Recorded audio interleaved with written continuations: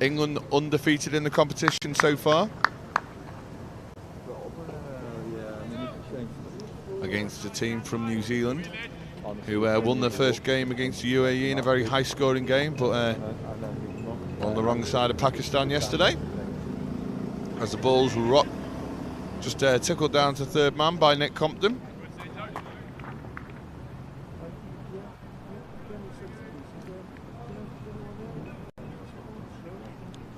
On Facebook Live, I want to know if any New Zealand fans have got up for this one. I'm sure there's going to be a lot of people across England keeping an eye on this as well. And this looks like Haroon Khan opening the baton here with Compton as Nige Collins comes into bowl. Just flicked off his legs here, looking for a second run. Haroon Khan's coming back here, it's going to be close. I reckon that may have been out there. Great running. Well, it's always great running if you're not run out, but I think that was extremely close. Just going to watch the replay here again. Just a little fumble on pick up there. And that was enough for Haroon Khan to get back safely.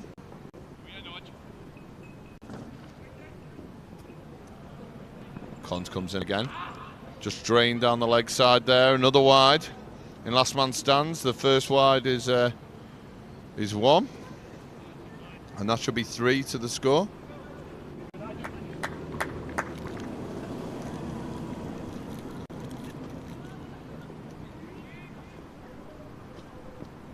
Collins comes in again to Khan. Lovely little bit of shape there. Just worked away up the slope there. Collins looking to come back after an amazing first day, where he got 90 off 29 balls, but not quite the same result yesterday as he comes into bowl to Khan. 5 off 3. Back of a length. Just rocks back through the offside. Going to look for a second run here. Compton's come back. And Khan comfortably back for the second run.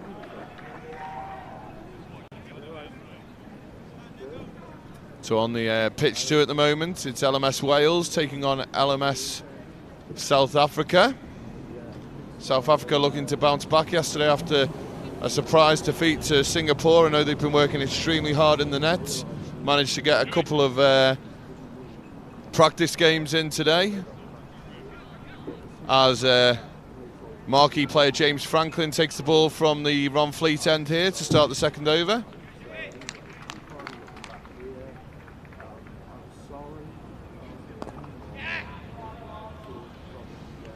Ball just went down to fine leg there for a single.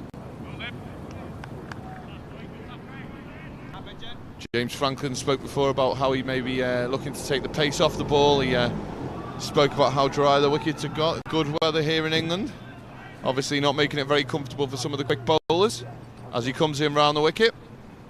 Back of a length again. Khan just rocks back. Works it down just towards long leg. It's a fantastic throw by the fielder. But another 2 runs to the score.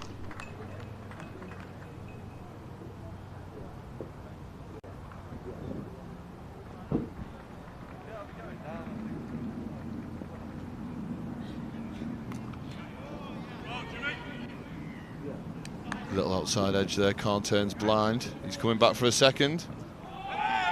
I think that's very, very close, you know. That's the danger to any young players watching there.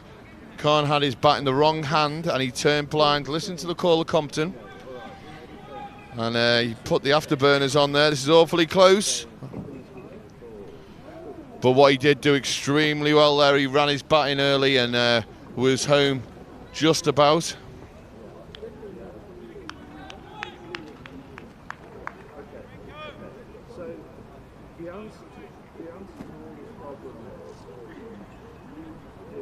James Franklin comes in again. Much better start to his spell today from yesterday. He had a lot of bad luck. Commentator's curse there for me, and there's a wide ball. Just a wry smile from Franklin. Absolutely fantastic with this New Zealand team, chatting away with the boys there before, as they had a little practice in the net area. as he comes around the wicket. Really wily performer here, just got the ball to nibble away from Khan. Just looking a little bit vulnerable there today. Hasn't quite got his feet going. A little bit of movement away from the bat as Franklin charges in again. Back of a length this time. Khan just rocks onto the back foot, happy to take a single. And that brings us to the end of the second over. That's 15 for none for LMS England. 3 off 3 for ex-Test player Nick Compton, and Haroon Khan is 13 off 9.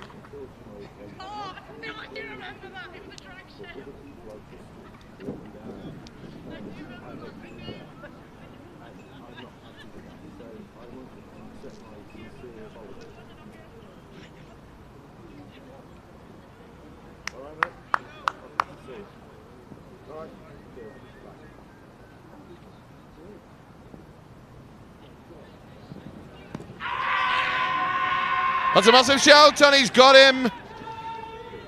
Nige Collins, he's got the breakthrough, and Haroon Khan has got to go. Quite a large appeal here, just waiting to watch that back again. Collins, a real talisman of this LMS New Zealand side. Charging in down the slope.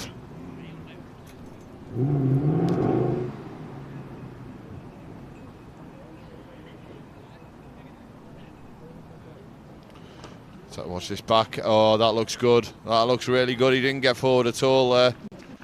Just above the knee roll. Khan may have thought that was maybe a fraction high. Maybe it was, but it did look. It looked very, very good. Very, very close. And anyway, that's the end of his innings, and England have lost their first wicket.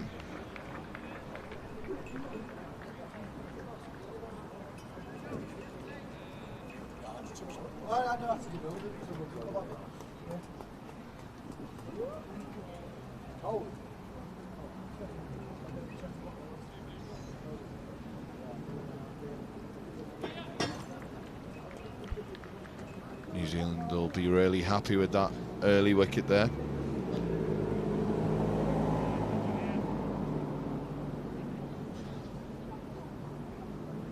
Quite an interesting retro top being worn here.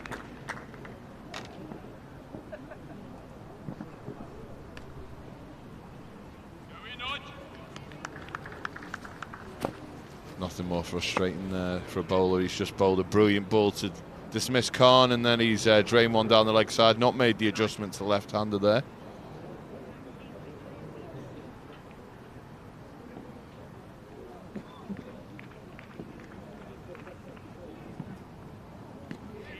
This is really, really good from Collins here. Just dropped a few degrees here at the Chester Cricket Club.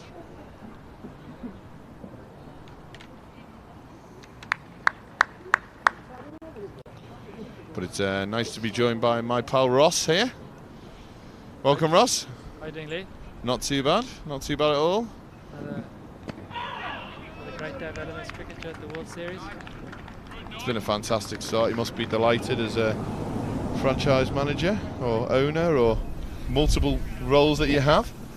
That's fantastic. All the teams having a great time. It's been some quality cricket, and people making a lot of friends from all around the world, which is what it's all about. As Collins comes in, as the ball's hit beautifully behind back of the point there, it looks like a missed field, and it's run away for 4. That's really disappointing for New Zealand. They were just really starting to gather some pressure on this England side, and they just let them off the hook.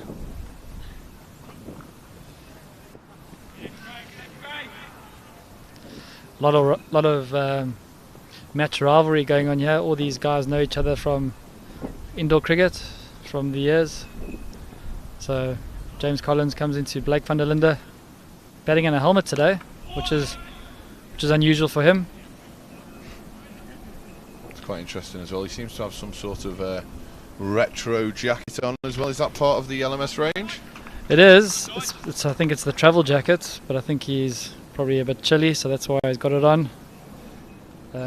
Definitely be noted for the fines meeting after the game. Well, I've just rocked onto the LMS app, and Forgot that there's so many games going on around the world now. Yes, it's a Tuesday night, so there are lots of games going on in London. For a start, I think there are 30 odd games that happen every night there. So to all the London teams, if you're not, great shot by Nick Compton down the ground. If you're not playing tonight, I'm sure you're watching this live feed. Big game, England versus New Zealand. A lot of bragging rights at stake. Well, I'm just looking through some of these names. I can't believe it's not Butler. Joss Butler. Obviously some very serious corporate names as well, yes, from some of the banks. Yep. As Franklin comes in, just dragged down. And Van der Linde just rolls it down to final leg for a single.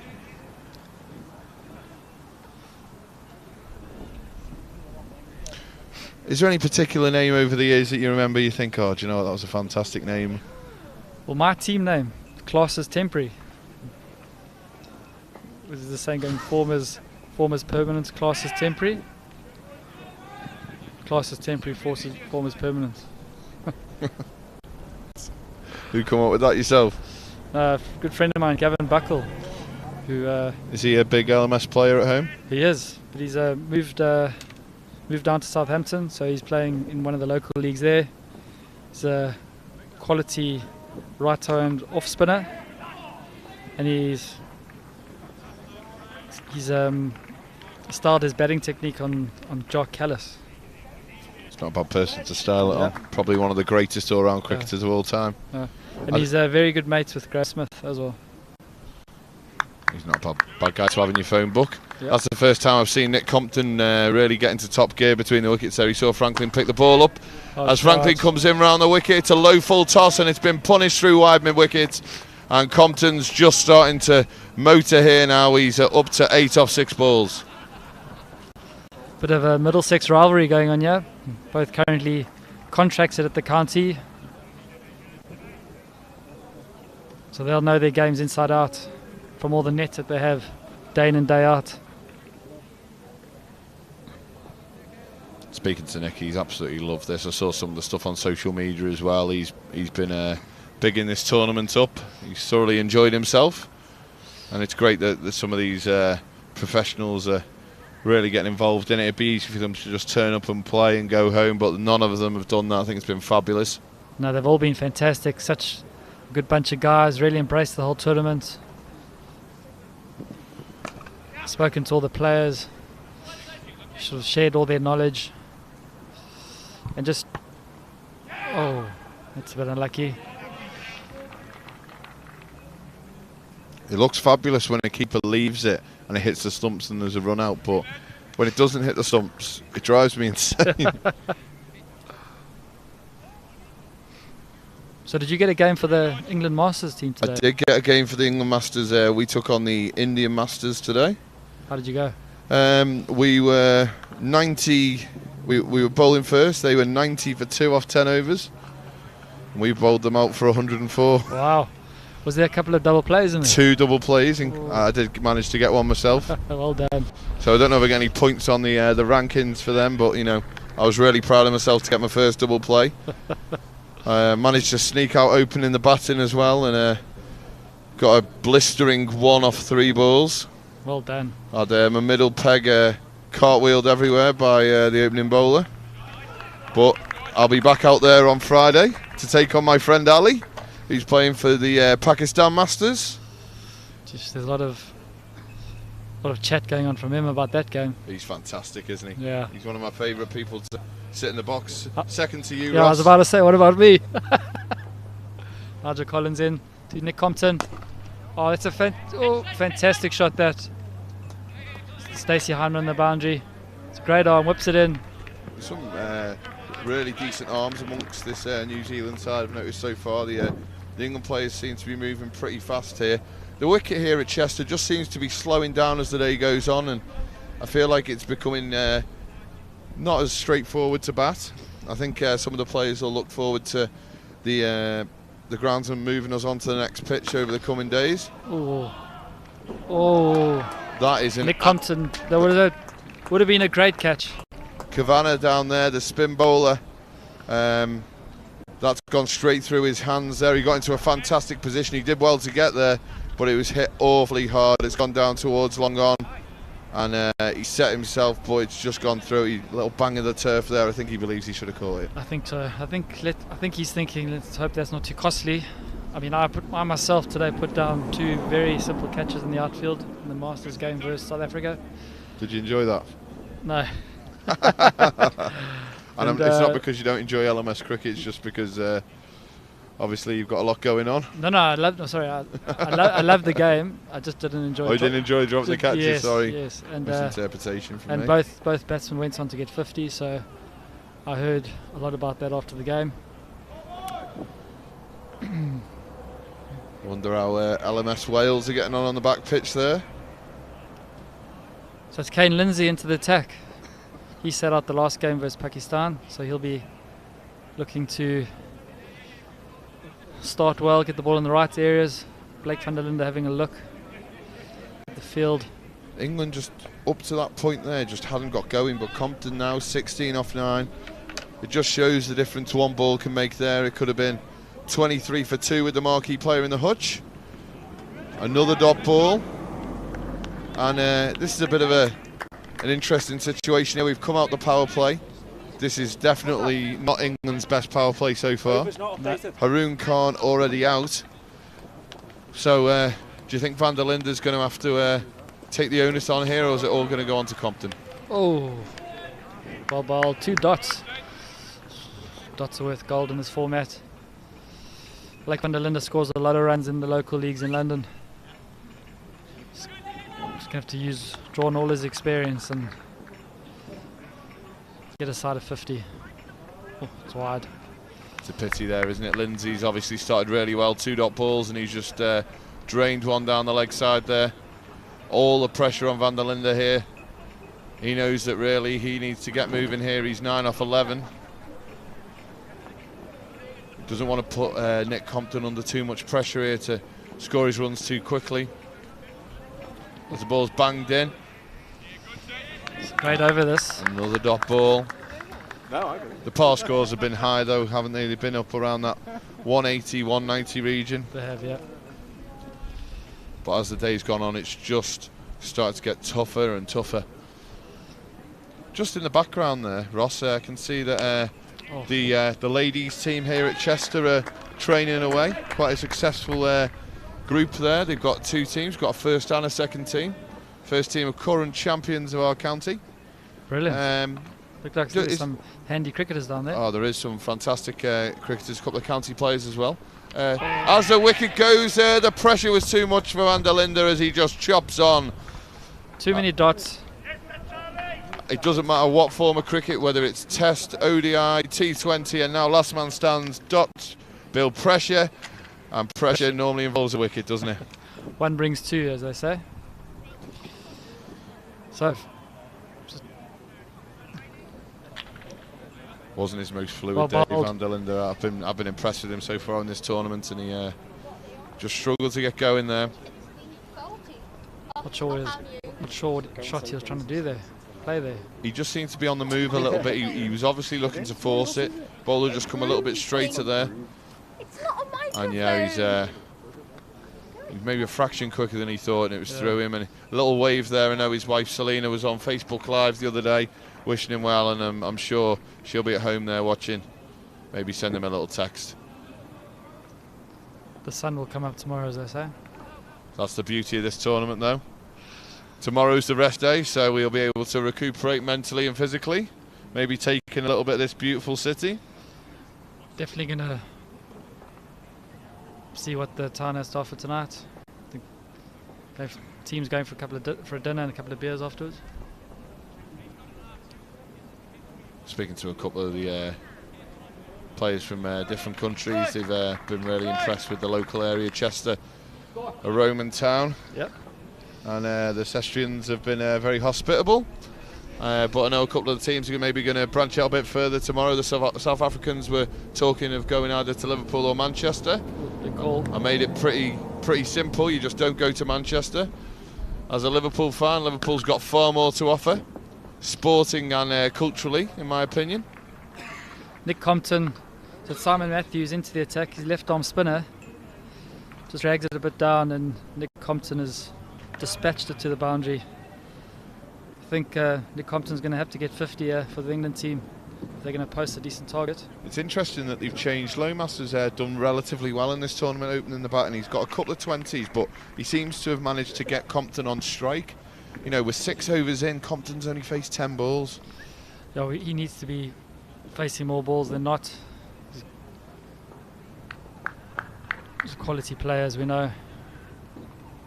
Simon Matthews in, chucks it up. It's a lovely shot, isn't it? Inside out. That is something else. Just looking at the New Zealand field here, Ross, you can see that they've still got one of the fielders quite fine here.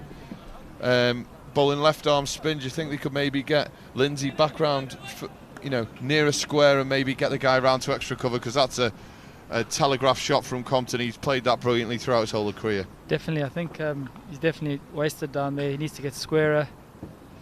And it's 4 more. This is brutal. He's gone the other way. It's three boundaries in a row. It's all about the footwork, though, isn't it? Anyone watching at home, that he's looking for a way. One of the tactics to play spin bowling. Obviously, he's not getting down on one knee and sweeping. He's just using his feet and manipulating his hands, and he's found 3 boundaries in a row here. As Compton all of a sudden has raced on to 28 of 12.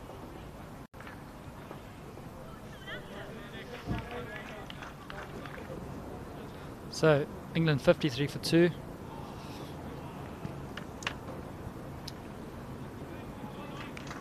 This is a bit of a key period for both sides here. I think New Zealand feel like they'll be really in it if they can just get one more wicket. And if they can get the one at Compton, I think they'll be absolutely in the box seat here. But Compton's just rocked back there. He didn't quite get there, but he's managed to get enough bat on it out to the deep extra cover boundary for 2 more. Just going back to the women's cricket before. Sorry. Is there any reason or is there any plan for the women? Has another boundary from Compton. Fantastic shot by Nick Compton. That's a brutal first over there. 4 boundaries and a 2. I don't think he bowled a bad ball in there really. Maybe that was a fraction short, but yeah. Very, very brutal. Is there any plan for the Last Man Stands franchise to go out into women's cricket? We actually do have Last Woman Stands. Oh, fantastic. And there's a league that runs in Derby that has, I think, 4 or 5 teams, and Steve Hayes runs that. And yeah, fantastic setup he runs there, and they love it. After being heavily involved as just in shot there, legend of Wirral, Last Man Stands, Rich Battersby's in shot there. I know he was invited to play for the England Masters today. Sadly, he couldn't make himself available. But it's great to see so many Last Man Stand players from all around the local area coming down to take that in. But I really think this could be a really good format for the women's game in this area as well. I know how difficult it is sometimes to not so much get 11 players out, but more to give them all ample opportunity, because the top players are really strong, and to give those girls the opportunity where they need 5 bowlers, or everyone's going to touch the ball in the field, and more often than not the batters are going to get a bat. I think that's really key, not to lose these young girls, these young women from the game of cricket. Definitely, 100% agree. I think what 2020 cricket has done is made cricket look fun. So it's Lomas.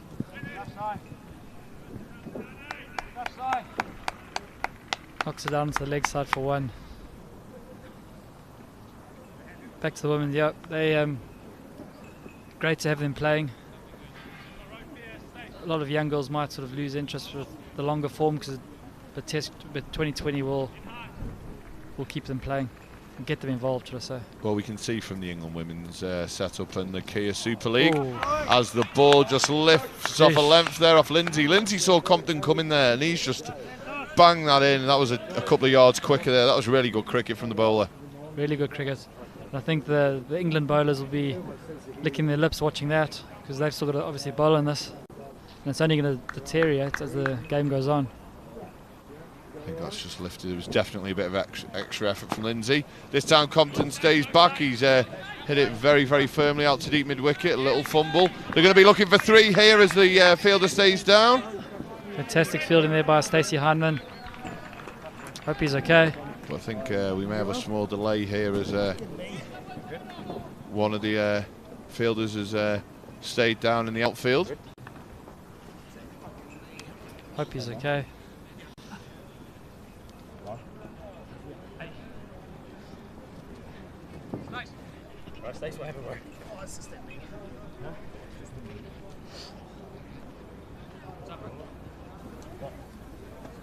Still just waiting here to see the condition of the fielder out at deep square leg. Who is it down there, Ross? It's Stacey Hindman. Hope he hasn't hurt a knee. Looks like he might be okay. It's an awful long jog for the New Zealand. No, he looks okay. Oh no, he's a member of the England team. I thought there was a man running. It looks like Jamie Carter. I thought he was going to be running 200 yards just to hand a bottle of water over the. It's amazing how many times a bottle of water fixes any injury. So Jamie Carter is the 9th man for the England team today. Just for the people at home, that's a picture of a lock. Each day I've tried to give you a little bit of an insight into England. We had the ice cream van, yep. The canal boat, and today it's going to be the lock. In olden times, these would have been the lock keepers, but I think they're just a couple of friends who are coming down on a barge. As the camera changes again, that's Darren Leach on strike there, playing for LMS Wales. Oh, we nearly had a run out there. Nearly had a run out. As we come back to this game, Simon Matthews back into the attack. Do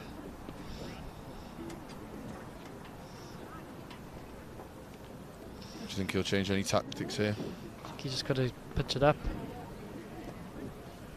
Oof. I think he's got away with that one. Compton maybe still slightly shaken from that ball.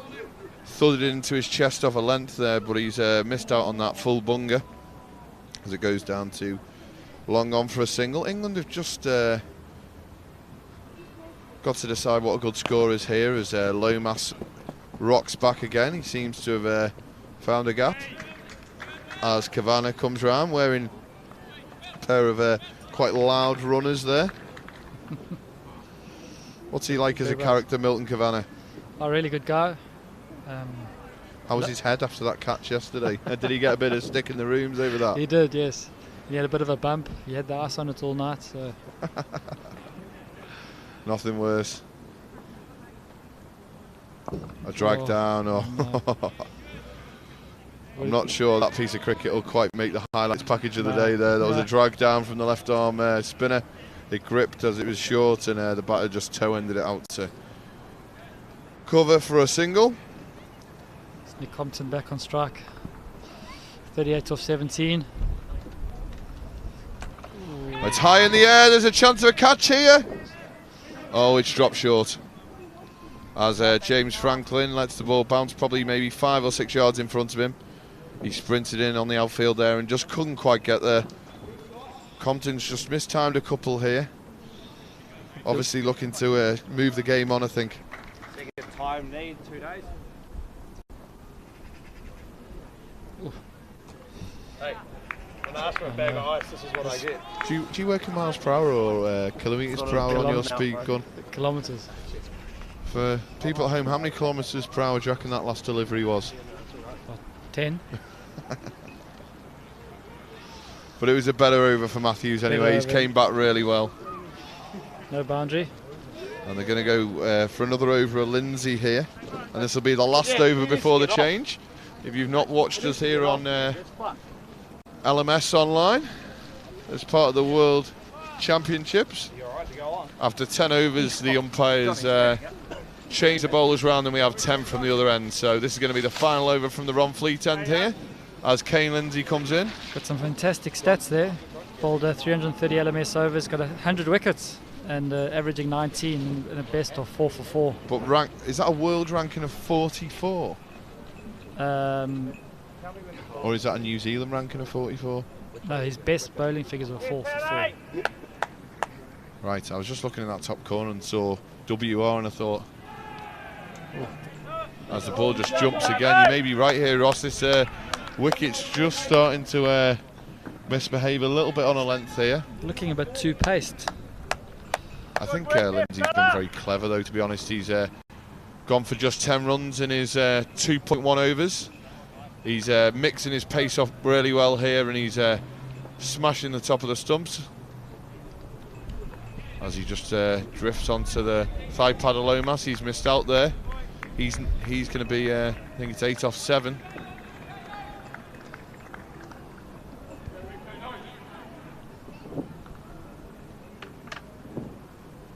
See what Compton can do here. Good improvisation there. Set 2 from the onset. Gets home comfortably.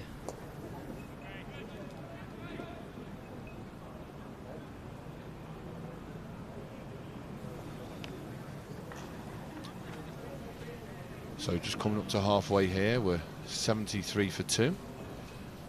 Just a couple more balls to go here. England are really going to start having to put the foot down here. As he gets him! Lindsay's been the Premier bowler so far for the New Zealand side, and he gets the Premier wicket of England. Nick Compton knew that they needed to kick on here. He's gone across the ball as he's advanced down the wicket, and it's just thudded into the top of the off stump there. Just watching it back on replay. He's come down the wicket. Oh, he's not happy. Compton just rolled his eyes as he heard that death rattle of the stumps there as he walks off. And England in a bit of a perilous position here, already losing 3 wickets before halfway. So I've just gone into the Facebook live stream. We've got Murray Taylor who's tuned in. He's a mate of mine from London. He's asking why he didn't get a call up. The simple answer to that would be these fields aren't big enough for your bowling, buddy. That must be saying something, because it's about 70, 80 metres to one side there.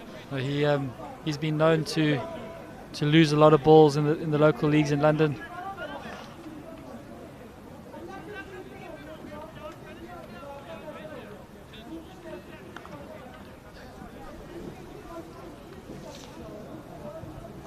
So Stacey Hyman's here, just coming up behind us here. We're just going to, very quickly, this is going to take just a few moments. I know he's not a massive fan of getting in the comms box, but hi Stacey, just very quickly for the people at home. I know there's quite a few people stayed up, I think, is it pretty late in New Zealand now?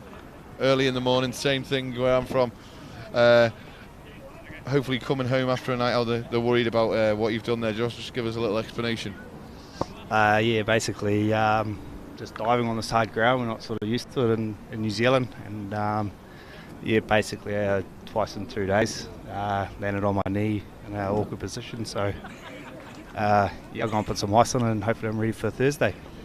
Well, hopefully you won't be needed, but you can be, restrict the England side to a low score and not be needed to bat. But have you got anything planned on your day off tomorrow? Because obviously you're going to have to do a little bit of rest. You're going to have to get some more ice on this knee. But have you got anything in mind?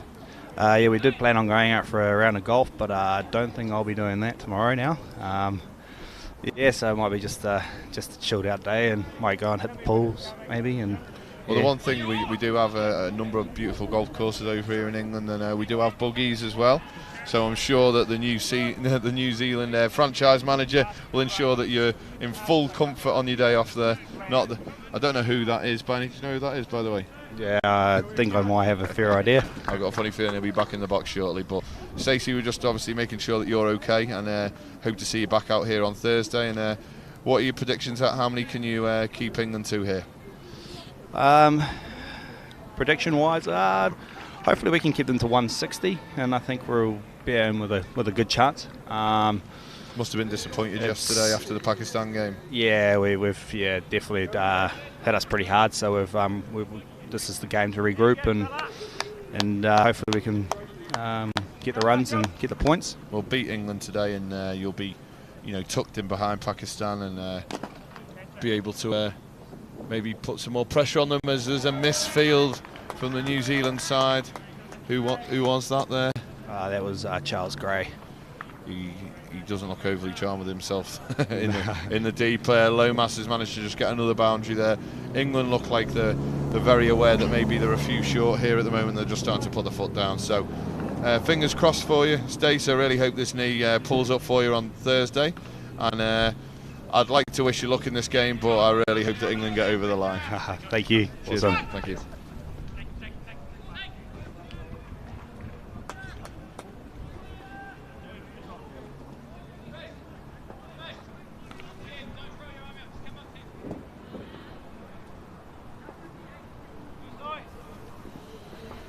So while you've just been off there, Ross, there, England have scooted onto 86 for 3 as Lomas goes down onto one knee again. He's been joined by Simon Dunn, and he's 2 off 1.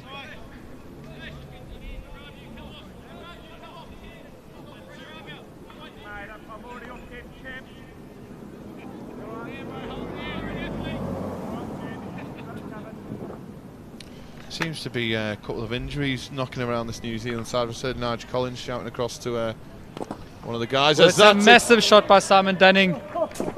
Whoa, great shot. Right, that's gone straight into Boomtown over there. He's made his intentions clear, and that's the way he plays. I think I'd be swapping my my car for a tank this week for the LMS cricket, because that car, that small hatchback, isn't going to last if the balls keep flying that way towards the housing estate. There's been some questions on Facebook Live about the Wales-South Africa score. So at the moment, LMS Wales are 130 for 6 after 17 overs. In all the games so far, LMS Wales just have really struggled to post massive totals. They seem to have been quite competitive with the ball, to be honest, Ross. They managed to take Australia out of the bonus point contention yesterday with only 130 on the board, but they just seem to, maybe, whether it's just a lack of maybe 1 or 2 batters, but they, obviously they'll pull together at the last minute, replacing Bangladesh with visa issues. Yes. Any of the Bangladesh guys listening on Facebook Live, we're desperately sorry that you're not here with us, and hopefully the next World Champs will that won't be the case. Yes, totally agree. And hi to Rifat, who's in Bangladesh and done a lot of work for this tournament, and we're missing you. Keep in touch, buddy. So Kane Lindsay, this is a fantastic spell of bowling. 2 for 15 in his 3 overs. Oh. As I've said that, he's just pushed one down the leg side. So many of these bowlers seem to want to let us down in the comms box here. But you look at those last 10 balls there. Before that dot ball, couple of 4s, a 6, at least a run off every ball, and that's how you play LMS to keep the scoreboard moving. As Lomas plays a very classy shot out to deep backward point. There's a little fumble by Milton Kavanagh out there. Not seen him bowl yet. You expecting to see him come on at some point? I think he's coming into the attack pretty soon with his little wily off-spin medium paces. Yeah, we're centre. He should get a bit of purchase on this wicket tonight. It's a really nice line. Lindsay's been superb here, Rossi. Really hasn't given the batter much room to work with. Seems like a wily campaigner. Where does he play his LMS? He plays in Auckland. Plays for a team called Court Short, who are the current Auckland champs. Oh, yes, you're right. He's a world ranking of 44. And he's reached his 100th wicket, so well done to him. That world ranking of 44, how many players will that be out of? 100,000? It's not bad, that. Not bad. I bet you some of the guys who are obviously in those single or double digit positions watching those rankings regularly, I bet you they get into work after their games on the midweek and check their rankings quickly, don't they? We did some analytics on views, and there's a lot of for 2 here, chance for a run out. Excellent run in there by Dunning. The most popular time that guys are on the website watching their stats is on the train on the way to work. It's not bad, is it? Obviously a lot of professionals playing last man stands, exactly. getting the train to work. can just picture it now. Croissant in one hand, LMS app in the other. Sounds like a very civilised way to live life, that, doesn't it? It is London for you. Great to see so many young people and families taking in this LMS tournament. Even this last game of the day. Little sausage dog there. I used to have one of those. Name was Jimmy. Okay, so that's Milton Kavanagh into the attack. Always a big fan of dogs having real names. Yeah. We had a dog called Baxter. I always wanted a greyhound called Dave. As Milton Kavanagh comes in, much better start today, straight with the dot ball.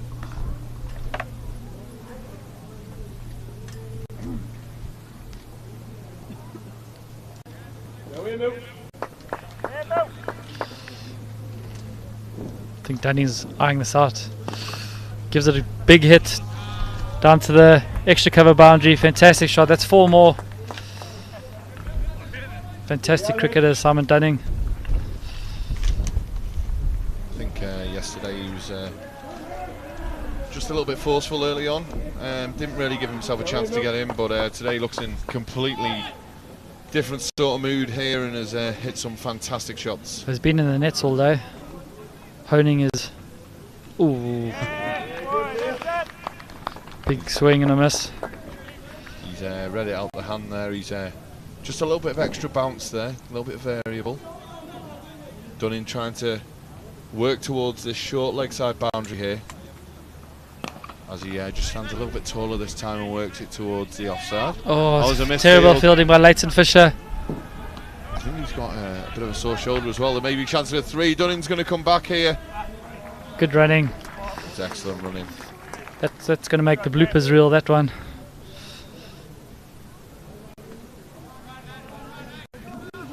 Oh, I think it's just popped on him in the last minute. Milton Kavanagh back in yet. Oh, I think he's nicked that. Be interesting to see what the umpire comes up with here. Oh, he's called a giving us bye.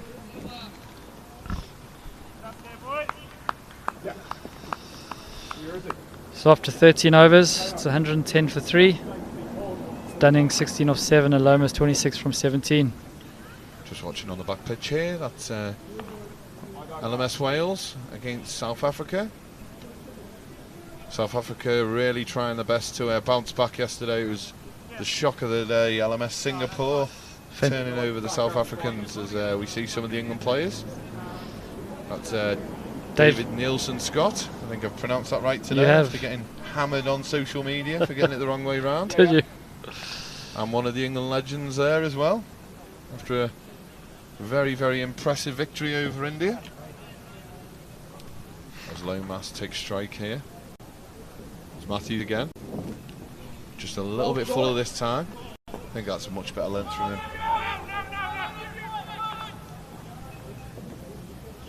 Projected score at the moment is about 169. They're going at 8.46 and over. Should we have our traditional bet on the score that we had every day? I actually think that that's pretty good, that projected score. Nelson. I think It's good fielding on the boundary by Nigel Collins. For school down here, Nigel Collins, as he nearly stood on the rope. There would have been a schoolboy error that. No, I'm more than happy to go for 175 as just a little paddle sweep there by Lomas, who's 28 off 19, Dunning 17 off 8. It's a really handy partnership for England after the loss of the big wicket. Matthews has come back really well here. He's really expensive in that first over. Has pulled it back well, but Simon Dunning likes the left arm spin. Ooh. Gone down again. That's massive. Oh, it's hit one of the local houses. I think that's gone straight into the garage door this time. It's a great shot. Oh, fantastic shot. Full toss, waist high leg.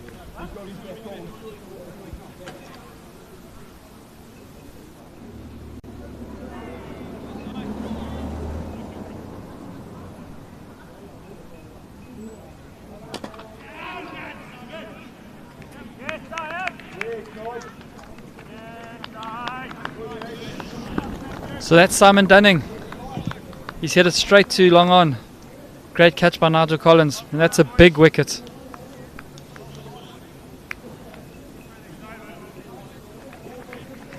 He seems to marshal the troops, Nigel Collins. I know, obviously. He's captain today. I was going to say, I know he's not normally the captain of the side, but I can tell he has a real input on things, and he's obviously captain of the group today. Where's the skipper today? Johnny Scott is resting himself. He's hurt his, well, got a stiff hamstring, so he's decided that he best to have a rest and be ready for action on Thursday. Looks like Jamie Carter may be rested as well today. It looks like Nicholas Dolby Walsh. It's Adil Hussain is into bat. I think he's back in the side though, isn't he? Oh yes, sorry, sorry. There's Hussain who did really well yesterday, put on a really good partnership with David from the Port Sunlight Cricket Club. And he gives it a good whack. Charles Gray, that's better. So Charles Gray plays his cricket in Christchurch, the local league in Hagley. Is that near the Hagley Oval? Yes, it is, yep. And he plays for the Mantonios, who were one of the first teams to play LMS in New Zealand. Is there any meaning or anything special about that name? I don't know. The Mantonio All-Stars is what they call themselves. Ooh, that's a great ball. Straight away on the money there. Oh, first ball for Adil Hussain. He's not going to be happy. It's an unusual angle for a left-hand batsman to have to face the off-spinner. Normally they come around the wicket, so Hussain there, his head just fell over fractionally in the shot there, and he looks like he's had one run through him by Kavanagh. There it is again. Oh, it's been on the outside edge. He's done him with the flight there. Fantastic bowling from Milton Kavanagh. Well bowled, sir. Keeping the pressure on for the New Zealanders.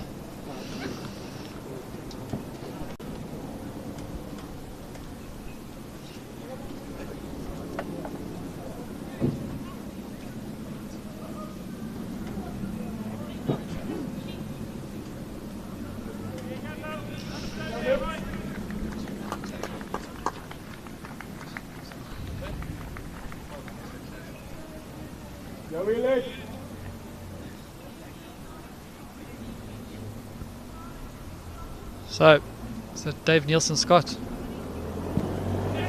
you know what? I don't think that was a million miles away there. It probably was going down the leg side, but I always think when you see a full bunger, I'm amazed there wasn't a little appeal there. Yeah. So these two need to regroup and try to get their team to about at least 160, 170 to some sort of target to bowl at. Loud call and no there from Nielsen-Scott as Lomas just works his way up to 30 off 21 balls. Kavanagh started really well here, 1 for 8 off just under 2 overs.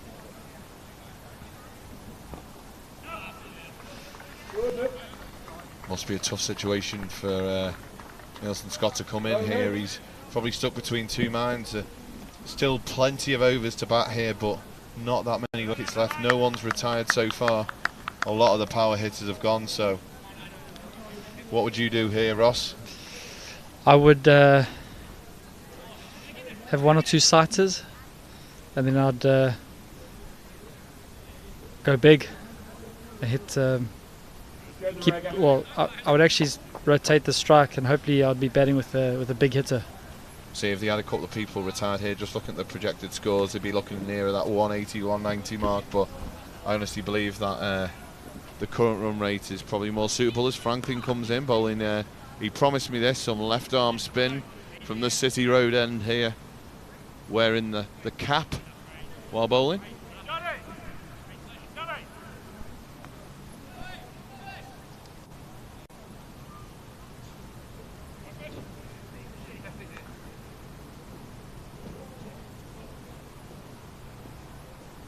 Franklin comes back in here. He's just cramped Nielsen Scott off the room here. Fielder just couldn't quite get in quick enough there. Lovely deft touch from Nielsen Scott.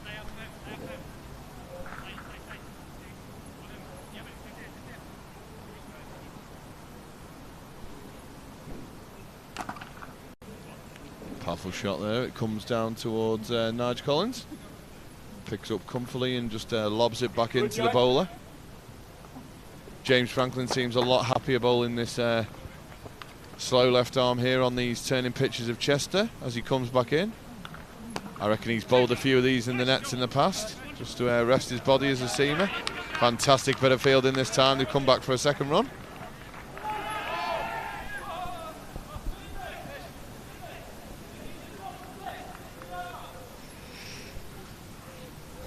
So Nigel Collins marshalling the troops, keeping them focused on what's going on. So he's just shouted across to Lindsay there, who bowled really well before, just to swap at the end of the over with, is it Fish or Fisher? Well fielded by Charles Gray. Well done, Chucky. Great fielding. Do you think that's because there's quite a long boundary out on that side? So James Franklin just finished his left arm spin. He did say before, you look at his figures, he's gone mass haste off here. It took him one day to work out that maybe bowling some medium paces isn't going to be the way here at Chester. Yep. So it was either to go all out off the long run or bowl some left arm spin. I think he's picked the right option. I think maybe they might extend his contract to Middlesex. It's funny, isn't it, how many I know a lot of club cricketers who bowl seam. As their career goes on, they resort to spin. You don't see many. Oh, he's turning its big turn there for Milton. You don't see many seamers at international level just later in their career just saying, "I'll tell you what, I'll just bowl some spin." I'd love to see James Anderson do that with Joe Root. Oh, sorry, Joe. He's turning a bit today. Playing away in India, I'm going to bowl some offies. So the New Zealanders putting some serious pressure on the English batsmen.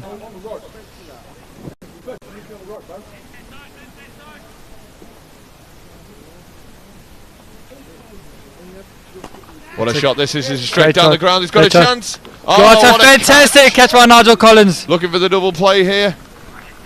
Well done, Nigel Collins. Fantastic catch, running to his left. I think when the batsman hit that, I think he thought he was very safe there. He got a really good contact. It was travelling really well, but Collins has moved beautifully to his left here, right in front of the commentary position. It's coming straight to us, and he's actually saved us, I think. I wasn't getting it.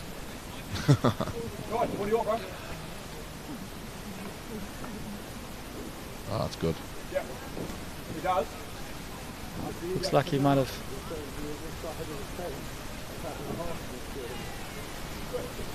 Who have we got coming up to bat here? Is this the skipper? This is Nicholas Dalby-Welsh, an LMS legend in London. He's been playing since 2008.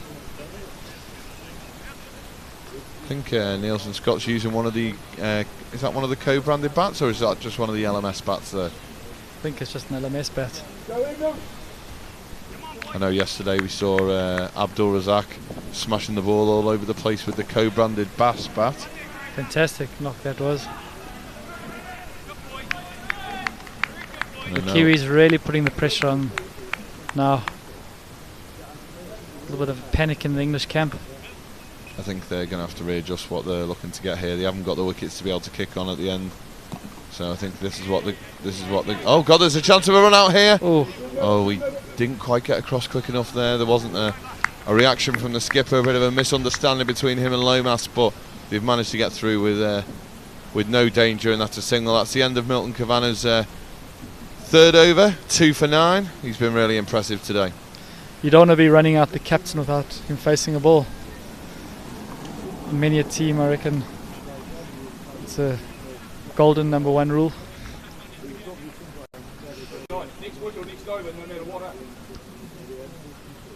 We're just trying to work out here, just for the viewers at home, Nigel Collins, Stacey Hyman's been off with that knee injury. and obviously we all saw it happen. It didn't look good, but obviously he doesn't want to be left out the opportunity to bat. So they're just speaking about trying to get him back on the field there. I think so, yes. I think they'll definitely need him to bat. He is one of the team's better batsmen, so they will need him to bat. I think Lomas is making a bit of a statement to the England hierarchy here. He's opened the batting in the last 2 days. He's done reasonably well, but he's hitting the ball really sweetly now, and that takes him on to 39 and puts all the pressure on the franchise player James Franklin. Chucked it up. That's another one into the gap there. Shot. That's 4 more. Just clipped it down through mid wicket. He's a outfield lightning quick today. Lee? Sorry, I was just half listening to Nigel Collins here, just trying to work out what he was doing with the field. As someone who's captained many games in my career, I'm fascinated by field positions and the nuances of cricket. And that's Lomas on to 44 now, so he's just 1 shot off retirement. If Lomas was to retire here, does that just give maybe the skipper, Dolby, and the next batsman in the opportunity just to free their arms for maybe a few overs? I would say so. It's important that Lomas does just get to retirement. It's almost like that extra wicket, isn't it? Exactly, yeah. Deep breath there from Lomas as he waits. Another slightly shorter ball from Franklin. Good fielding by Charles Gray there. So it's better figures from Franklin today. Just the 32 runs off the 4 overs, but he has bowled in outside the power play there, so always a tough stint. He's almost bowled 2 spells. His first 2 were left arm seam and then 2 overs of left arm spin. So Aaron Lomas here, ranked 34 in the world. As Kavanagh comes in. That's a nice shot there, he's just run it down. Maybe look for a third here. No, it's gone all the way. Elegant little shot there from Aaron Lomas, just using the pace off the ball. Glide it down to third man for 4 runs. It's absolutely brutal down there, that part of the ground. Seen the ball run away from me on many occasions. Chucks it up. Hit down to Nigel Collins, hear it. Long on.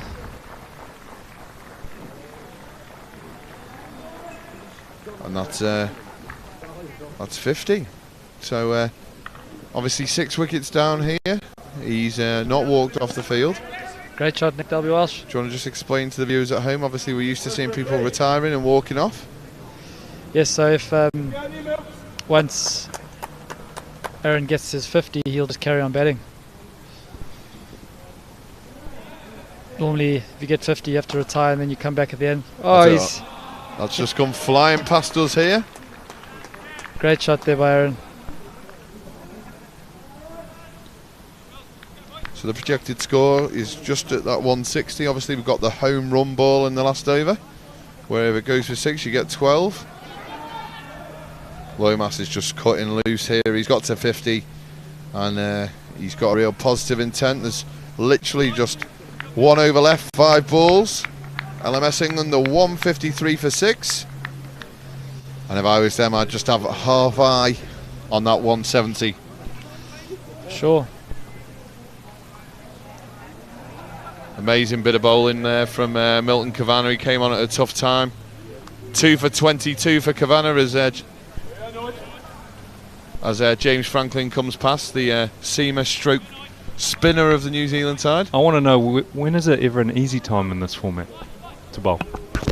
As he runs back onto the field there.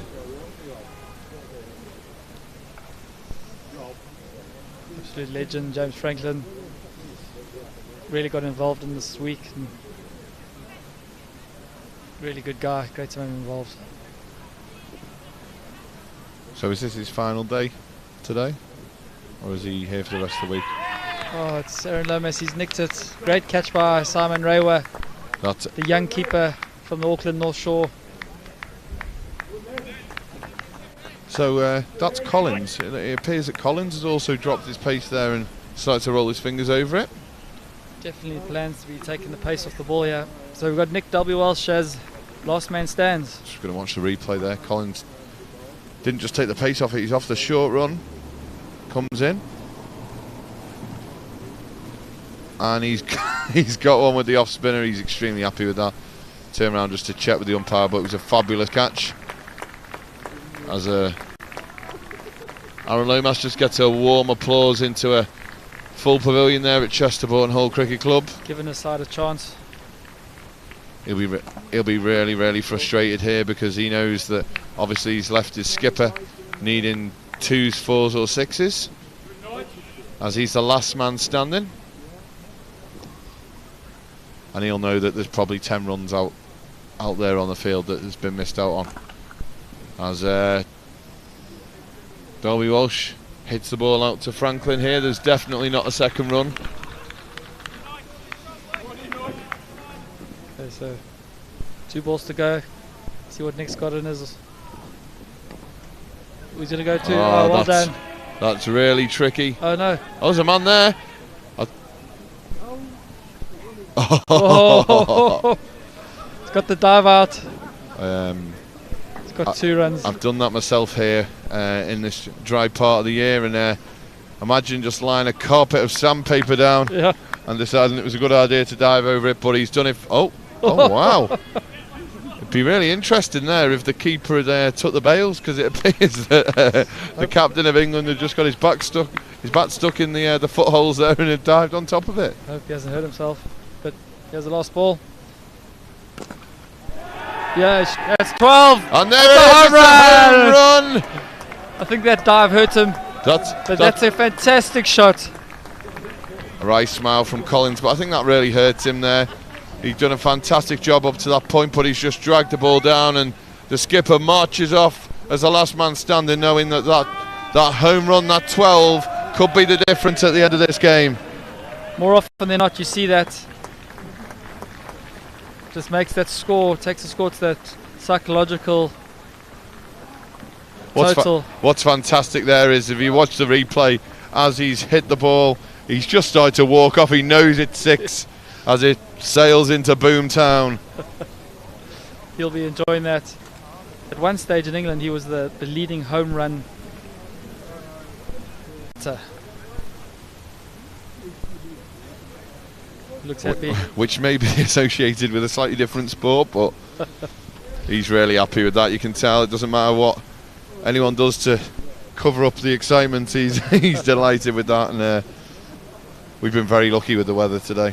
We've been lucky the whole week, so long may it last. Just a little summary of the scorecard there. Nick Compton struck at 200 there until he was dismissed by Lindsay, 42 off 21. And then a few starts there. Haroon Khan, 13. Blake van der Linde, 10. But really, it's Aaron Lomas's day there. He was 55 off 36. Simon Dunning chipped in with a blistering 23 off 10. And then it was up to Nicholas Darby Walsh at the end to hit the home run and get 16 off 7 balls. And leave it with 167 for 7. Looking at the bowling figures there, Nigel Collins would have been really happy with his figures up to the last ball there, but conceding 12, and he's gone for 37 off his 4. But it's Kane Lindsay with 2 for 22, and also Milton Kavanagh with 2 for 22 that are the standout performers in that scorecard. Thanks, Lee. Just going back to the Facebook live stream, we've got all the wives commenting. Just to jump in there, just for the people at home that are watching, just to look at this Pool A, just to know how important this is for England. England would have been looking for a bonus point win here, but I think they'll be more than happy with any sort of victory. LMS Pakistan are on 28 points with the 4 bonus points so far in their 3 games. They were delighted to get over Scotland in a very close game. England, the only other team with a 100% record here, and I think if they get this win here, they'll feel comfortable to know that they're definitely in the quarterfinals. With the other teams, LMS India and Scotland, winning one of the first 3 games. Also New Zealand, if they can get over the line here, they'll join England with a 2-from-1 record. And then the UAE, who have played some really good cricket but have been unfortunate not yet to get a win on the board. Thanks, Lee. So back to the Facebook live stream and the comments coming from the wives and girlfriends. Philippa Delby Welsh, she saw it. So did their little daughter Hetty, the home run. She's saying absolute hero. Wayne Edgar, what a beaut, Nicky. And Greg Nielsen, home run. He would have seen a lot of those in his time, or hits a lot. He doesn't get hit for too many. Quality bowler, plays in the Wimbledon leagues and the Sunday Southwest leagues. Got some support coming in from the New Zealand wicketkeeper's mom, Bethan Rewa. She said, great shot. Keep any comments or questions coming our way while we wait for the teams to take the field again for the second innings. I mentioned her before, Selena van der Linde. She's got the old emojis out there, yep. And she's praying for an England win.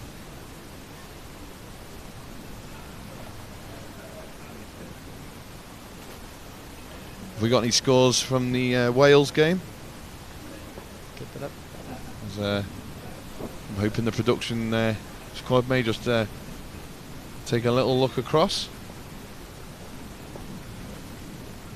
So LMS Wales got 147 in their 20 overs. They'll be relatively happy with that. I managed to play on that pitch before. It certainly is starting to take spin, as we know, but there was actually a lot of carry as well, so there's a little bit in it for the bowlers.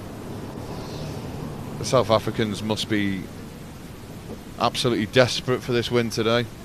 Yes, they probably a little bit complacent yesterday, thinking that they would have a win against Singapore, but Manpreet Singh had a fantastic knock. My favourite player in the world in this format. So Everyone's allowed to be impartial, and I certainly am. And Manpreet Singh is my man. he's a really nice guy. He's a really good guy. We had him in the commentary box the other day.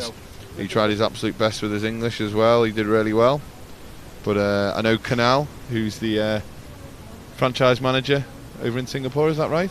He is a really nice guy. Really lovely fella, and he's full of praise for his Singapore lads. He was absolutely delighted. Almost lost for words by that victory yesterday. I felt I played a bit of a cruel joke on him after the game. I went up to him and I said, there's been a technicality and we need to re-bowl the last 5 overs of that game. I think his heart went through his mouth. And then I just said, I'm just teasing. I was like, thank you for that. Just looking across at that scorecard from LMS Wales, it appears that Tom Williams continuing his good form. He retired and came back in. He got 70 off 39. And there wasn't a great deal to shout about. David Hughes got 29 off 18, but no one else really. I see they picked Martin Berger. Yep. Who plays, I think, with Darren Leach at Connors Key. If I get that wrong, then I apologise. Pick of the bowlers, Jay Beattie, 1 for 19, and Martin van Wyk, 11 runs for 2 wickets. But it looks like Ryan Hobert, who's a real character, a wily spin bowler with a fabulous celebration. He got 3 for 32. And just looking at the South African innings so far, they're striking it really well. Darren Leach has gone round the park. He's 3 overs, none for 29. But Dion Holden's doing well, 2 overs to 17. But it's Venter and Van Wyk, a dangerous opening partnership, and they're striking it really well. Venter 36 off 18 and Van Wyk 21 off 16. So LMS Wales are really gonna have to pull out all the stops here as they're flying. So we're nearly ready to go for the second innings. The England team taking the field, having a chat about the different fielding options and positions, and if they're going to use the power play. The New Zealand batsmen are Stacey and Nigel Collins. This is an interesting lineup this for me, because obviously we've just seen Stacey get quite a bad injury. That was in the comms box. He's obviously a little bit worried about his knees. Come on for a few overs of fielding at the end. He's desperate to represent his country. Looks like they've been asking for a runner. The rule is if you don't take an injury into the game, you can have a runner. Is that right? I think cricket's becoming very complicated, to be honest. But Nigel Collins comes out to open the batting. So Nigel Collins gave me a bit of stick last night after listening to the commentary when I sort of said no, he should have had a look and stopped, just shouldn't have slogged from, or say slogged, he should have had a look and then pushed the go button, but he went. So let's hope today he reassesses his game plan. What did he take umbrage with those comments? Did he think that you were harsh? He thought I was harsh. And what did he think the reason for his dismissal was? He said his normal game plan is just see it, hit it. Okay, well, that's probably a fair point then, isn't it? Yeah. You're asking him to go against the grain there. But he just didn't hit it. Okay, so we're nearly ready to go. 167 is the target.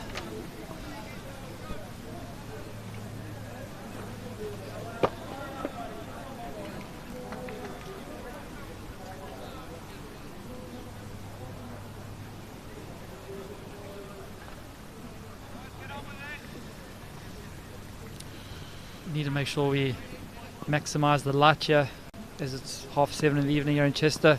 Bit overcast. But Adil Hussain is going to be opening the bowling. Fiery, fast bowler.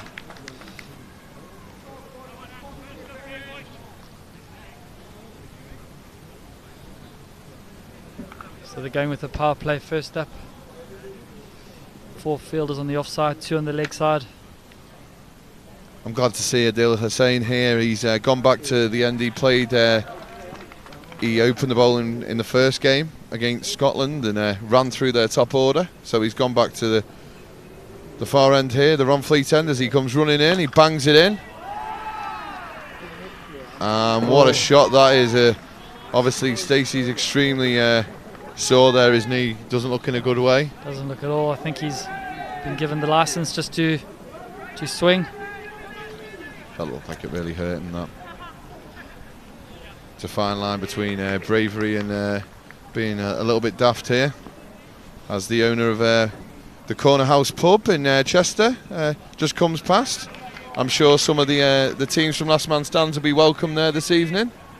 He certainly will. That's Adam Roberts. He plays in the midweek league here. Oh, fantastic. So there's a pub just on the way in. Does some fantastic live music.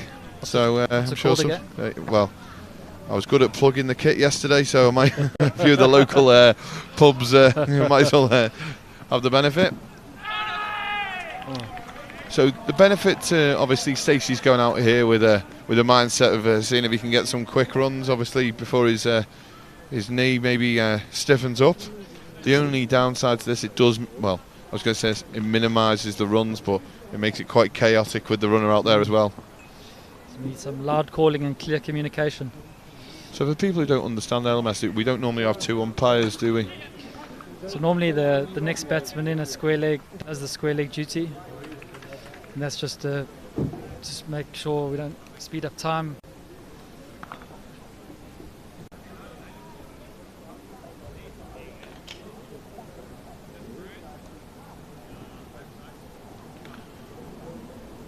Saying here, used as the strike bowler for England. So he'll be looking to get rid of Collins here. So Nigel Collins, the New Zealand marquee player, one of them, after James Franklin.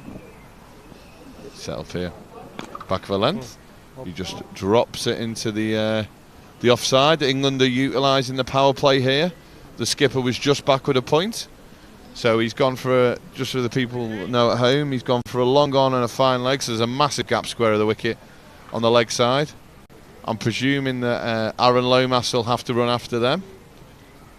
So it looks as if Simon Dunning's going to be bowling the second over.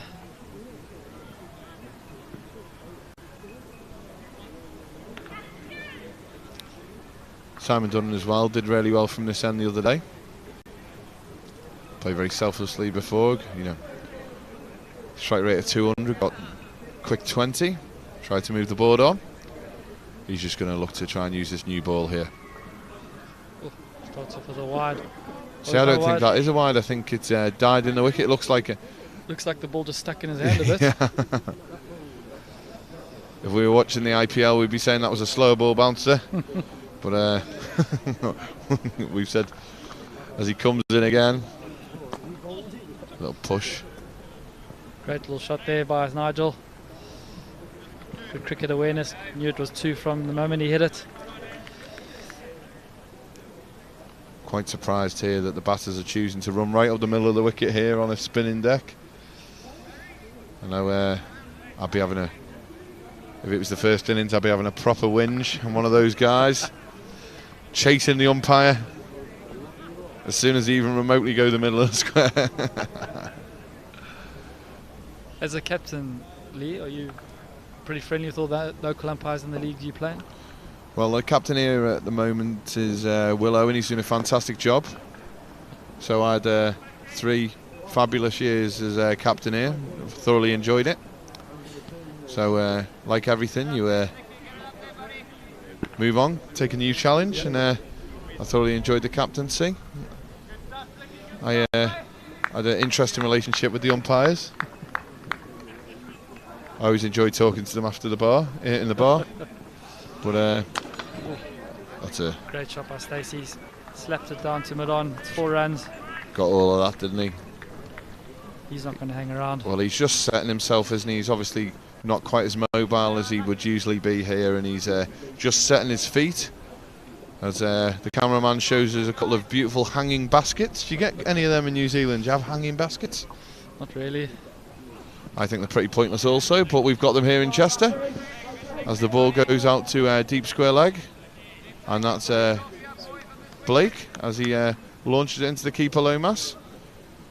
Quite a solid start for both sides here. Do you think New Zealand will be happy with 13 off the first 2? I think so. I think their plan will be to go at 7 and over to start, and then reassess at 10 overs and see what they'll need to get them home. So Dil Hussain back into the attack. Right on fast bowler. Just looking up there at the balcony. Great to see so many different countries and teams socialising after the game. It's a massive part of LMS, massive part of this World Series. From the first night at the opening ceremony through all the games, it's just been a fantastic atmosphere. Fantastic. A lot of these guys have made friends for life this week. And in 2 years' time, in the next World Series, hopefully see each other again. So is that the plan? Is it going to be every 2 years? That's the plan at the moment, Lee. Is there any front runners for the next one? In terms of which country, or exactly? No, we haven't thought that far ahead yet. But as soon as we... Is that the idea, for it to be rotated round? Yeah, definitely. So we can put our name back in here at Chester Boughton Hall in what? How many years' time? 10 years' time? Always put a bidding process in. We could, and that's way above my my pay grade, I'm afraid, here at Chester. So I'm sure the committee here have been absolutely delighted, and so have all the members. Actually, it's been great to see so many people, young and old, from the Chester area coming down as Hussain comes in. Great shot there by Nigel down to third man. Good fielding by Haroon. Throws it in over the wickets. Textbook stuff. Obviously the pictures that we're getting from the media team are just fabulous here. It's fractionally darker than the quality of the pictures that you're seeing. It's obviously dusk here. Hi to Matthew Ward in New Zealand. He captains the Cow Tippers, who play in the Auckland competition.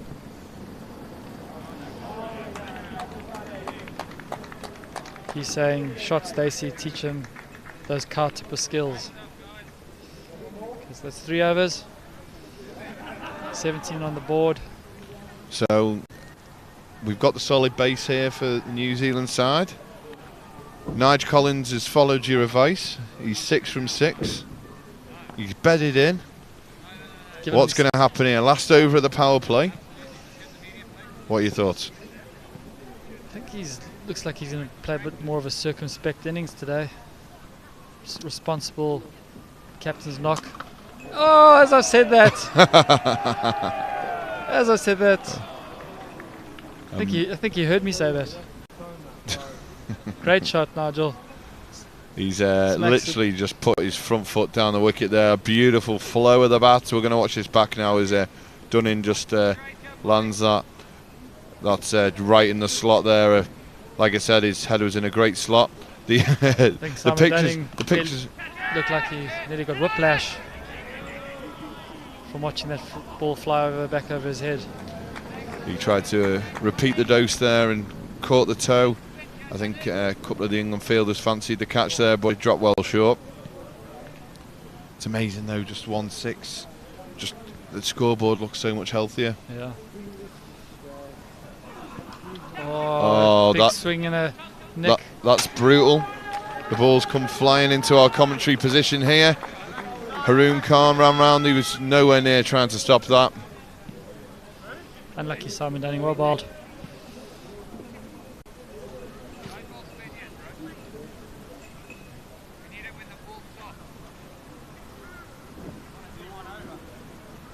Oh, what a shot that was. That's gone well back onto pitch 2.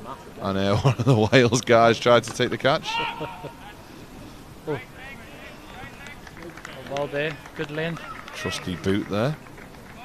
I always wonder why cricketers in the field put their foot out to stop balls. I know it's easy, but more often than not you can get one on the ankle or go over an ankle, and then you've got a serious injury on your hands. I think obviously for some players they can stiffen up as the game goes on, or maybe mobility is an issue. Yep. I know certainly as I've gone the other side of 30, the trusty shoe does come out from time to time, especially later in the innings. Yep. But I'm totally with you. You know, especially the way the modern game's going. You know, in the outfield you've got to be looking to use your slides and your dives, and you know the standard of fielding now. I try and explain to my dad all the time. From when in his day the ball went past the fielder, they used to get the handkerchief out and wave it goodbye. Now they're chasing and diving. So Adil Hussain back into the attack. So Nigel just clipped it down to mid-wicket. Blake van Linde throws it in. Great fielding there. So the size of the field here at Chester, is this a standard LMS field, or do they tend to be a little bit smaller in the leagues? Or I think it's tough to answer that. There's obviously so many grounds and so many countries. The straight boundaries here are probably about the same as normal fields, but the square boundaries are a lot longer than the other fields that they're talking about, London and New Zealand. did he play on? I mentioned the other day that when I was playing over there in the first grade competition, he had overlapping outfields in some places. Did the LMS have the same format with the outfields? Well, yes, great shot there by Stacey. Smacked it over the mid-wicket boundary. He's not hanging around. Really batting on one leg here. Literally batting on one leg. Just shows how far it is down into that corner, because he's got all of that, and that's just bounced a foot inside the rope. If he was hitting the other way towards the housing estate, I think that would have been onto the road. So very, very good strike. Fantastic shot. So in Auckland, there's the Auckland Domain. There's 8 or 9 pitches, and we use 6 or 7 at the same time, and there's definitely an overlap. What are some of the big clubs around there? Not necessarily, just obviously the big club houses. I know there's LMS teams within that. What are the big clubs that you use? Well, we don't really use. We use Parnell Cricket Club for the games, but we mainly use sort of council-run facilities. It's called the Auckland Domain. So Nigel Collins just clips it down to the fine leg. Nick Compton whips it in. Looks relatively pensive down there, Nick Compton. He obviously knows they're massively in a game here. This could be a real key fixture in the group, as both teams try and catch up with the very dominant Pakistan, who were below par today, I thought, against Scotland with the bat. They've been not heavily reliant, but they've definitely benefited from Abdul Razak at the top of the order. It wasn't his day today. No, it wasn't. But they got enough on the board and then bowled well. That their left-arm spinner, Batty, he's a fantastic. He's a very, very good bowler. I've enjoyed watching him, and he seems to be one of the standout performers in this series at the moment. So Jamie Carter doing the drinks for the England team today. It's a good start by Blake van der Linde. Start to the dot. The England team surely know that a win today, I mentioned it before, would probably almost secure at least a quarter-final spot. I think they'll have their eye on that. I think they just want to get themselves into finals day. So Blake here, even though it's a 3-3 field, but outside the power play, he's just trying to work inside that wide line there. Trying to work one side of the wicket. He knows that Nigel Collins is extremely powerful, so he's keeping it out of his arc, his hitting zone there, and he's making it extremely difficult. I enjoy these black gloves as well. Massive fan of kit being customised. And as Blake comes in, again, a very, very good line. Slower ball. Taking the pace off it, making it very difficult to get away. Big battle here. These guys know each other well from the indoor circuit. Nigel Collins versus Blake van der Linde. Do they have extremely understanding partners in New Zealand? Do they play LMS? Do they play grade cricket and they play indoor cricket? It's a fantastic shot. Slaps it over his head for 6. Such an amazing place to bat here at Chester. When you get in, you feel very, very comfortable just to hit through the line of the ball.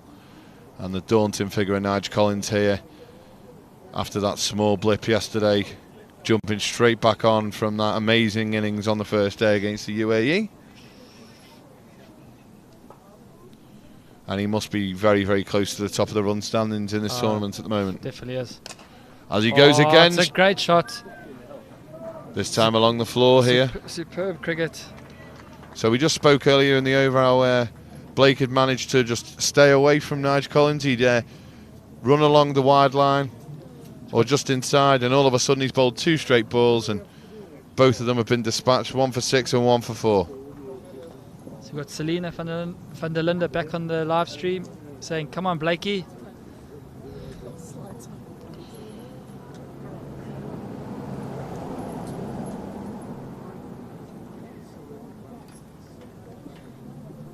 A few people just coming in after work now as a few of the locals start wandering around the ground. Do you think James Franklin will be in next? Definitely, yep. Got AJ Thorne tuning in from New Zealand. As there's a change of bowling at the far end, this is Haroon Khan. Oh, it's a fantastic shot by... That's gone around to Nick Compton. Moving really well there. Appreciated by his fellow teammates there as they encouraged him after a good stop and a throw in. Khan will be disappointed. He got trapped LBW earlier in the game, and he'll be looking to come back with a bang here with the ball as he comes in. That's it's in the slot, but I don't think he's got enough of it. Looking for the double play. Half tracker.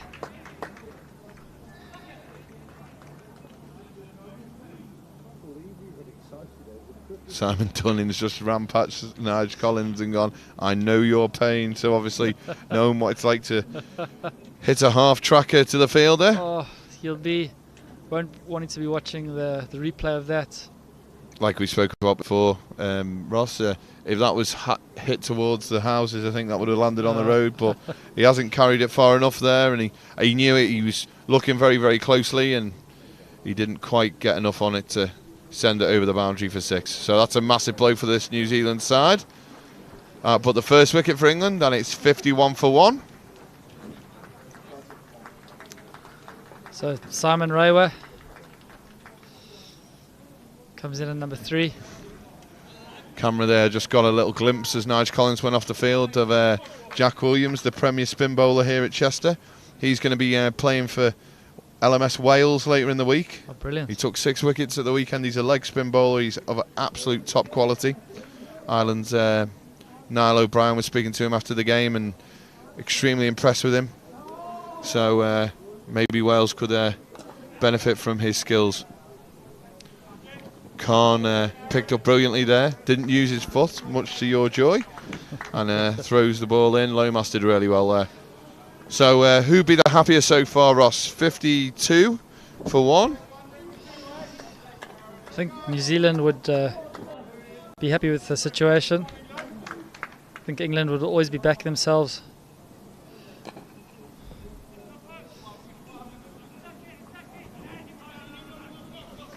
Charles Gray making decisive no for the 2 there. So Hyman's done well here. He's 23 off 16. Do you think that there's been any effect on the running for the New Zealand side, having a runner out there? Not at the moment. Have you ever batted with a runner? I think I have. It's quite cool. You don't have to run. I've actually watched a friend of mine who lives in Australia now, Johnny Kettle, playing for Cheshire in a 3-day game at Nantwich, and sadly snicked off cheap.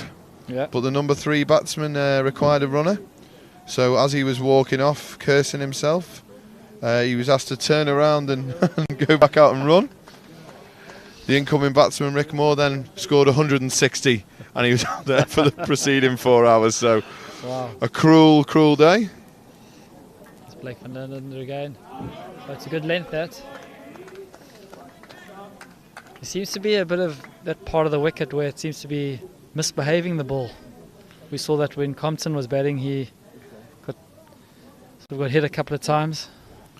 Do you not think that obviously people have focused so much on taking the pace off that when people do actually put that little bit of extra in, there is actually something in the wicket for them? We saw it from Adil Hussain, we've seen it from Blake.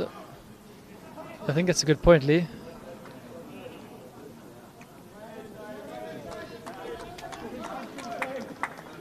Just as a few of the Chester ladies team come back at the end of practice there. I'm sure they're going to go back to the bar and the facilities here at Chester and enjoy a few cold drinks watching the game. As Blake van der Linden comes into bowl again. It's just been flat batted again into the deep. They're going to look for 2. And he comes back, fantastic running again. So at the moment it's 111 off 62 balls.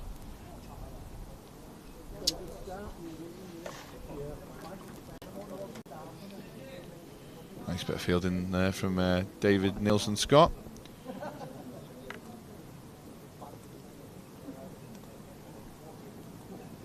A little inside edge there. I think he would have been in a bit of trouble if he hadn't hit that.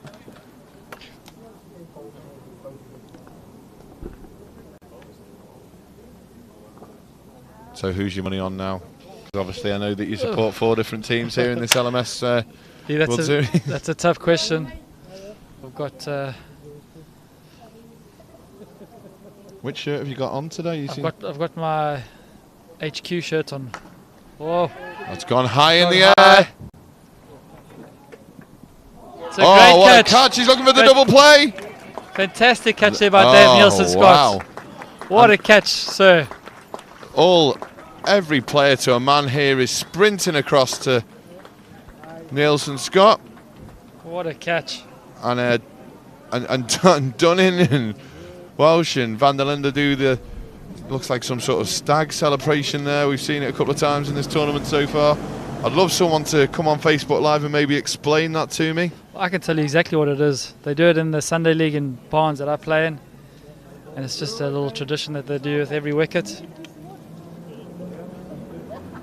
Just watching it again, we're getting a couple of fantastic views here. I'm sure he'll be watching this one later at home. Great pace there. He's got his eyes firmly on the ball. Fantastic catch. Never took his eyes off the ball. Presence of mind to go for the double play. Fantastic from Nielsen-Scott. An update from field 2. LMS South Africa 124 for 3 after 14.4, chasing 147. So looks like they have got that in the bag, but Will they have the bonus point as well there, I think? as long as they chase it down before the 80th ball, they will. But I was just going to say, we know what South African teams are like chasing down scores. They seem to have this mentality of where it's sometimes they can't get over the line.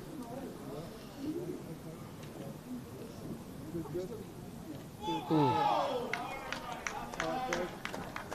So that's James Franklin in. He's going to, Team New Zealand are going to need a big effort from him today.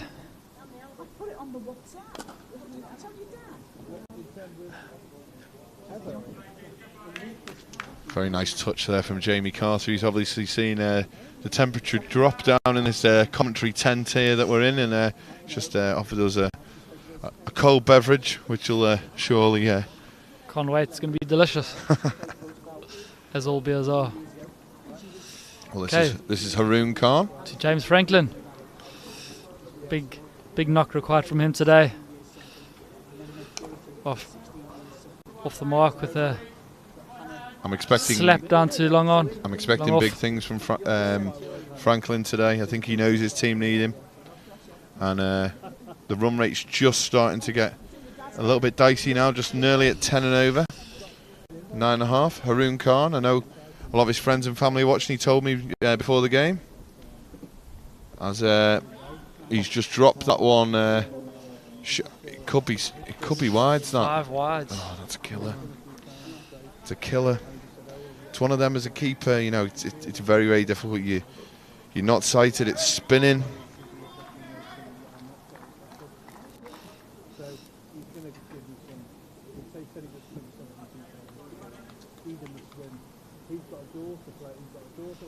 So we're at 65 for 2 here. Stacey looks in a lot of pain. He's going through the pain barrier for New Zealand. Come on, the Kiwis. There we go. He's got off the fence. Oh, no shot off it. Oh, is it wide? It was wide, so, and that is an absolute nightmare because... That's 5. They've run 2. The second wide counts as 3. That's really good game awareness, isn't it, from Stacey? But this is absolutely killing the England team here. They were doing so well, and then in the space of just a few balls, they've added 10 to the score here. Haroon Khan comes in again. Strong shot there. Goes out to Simon Dunning. And that over has just pulled New Zealand back into this match here. It's 70 for 2 with 1 over left before the turnaround.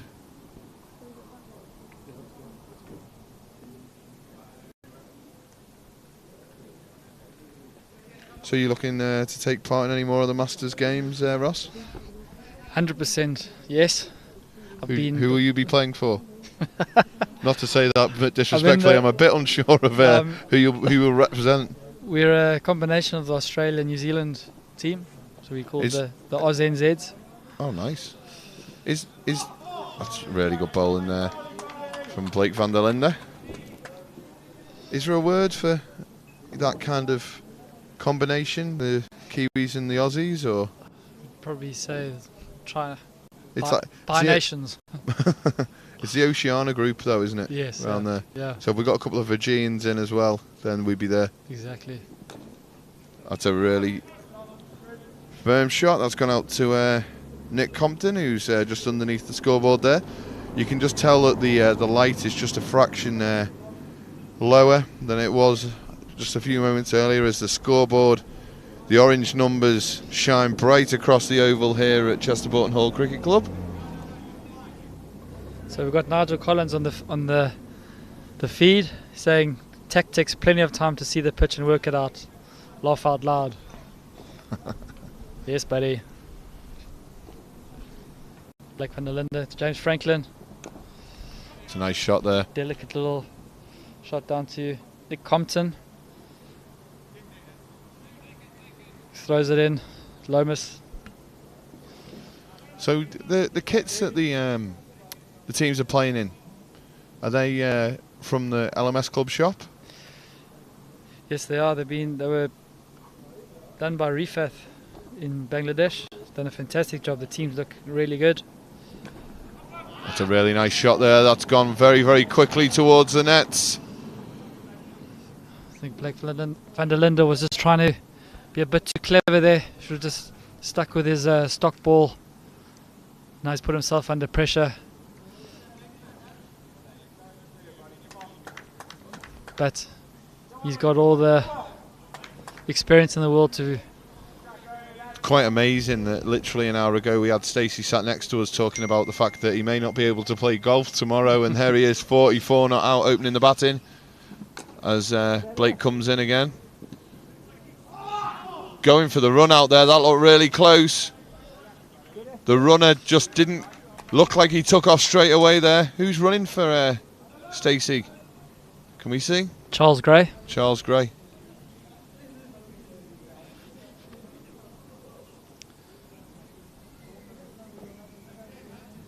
Just out of interest, for the final day, just to put the cat amongst the pinches, we've got some really good camera angles here. Do you think the third umpire could be in use for some run-outs and stumpings? That'd be a great idea. I'd like to put that idea forward. Yep. Copyright Lee Dixon. Okay, so the Brains Trust having a chat at the change of overs. See, I think this is really interesting from England because they've left themselves 10 overs here to the shorter straight boundary and also the shorter leg side boundary. So hopefully they can adjust the tactics.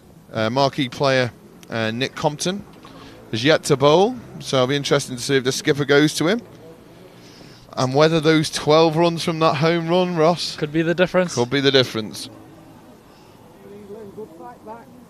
I played in a game a couple of weeks ago. My man Shabazz Khan's just come over here. How are we doing? Sorry, I can't see the shirt, so I don't know. I just know Shabazz because I've followed him for.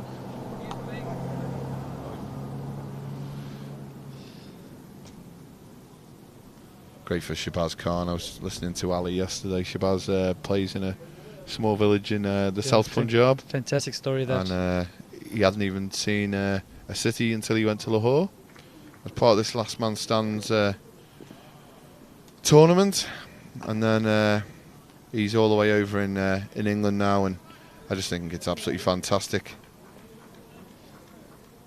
Fantastic opportunities that Last Man Stands provides.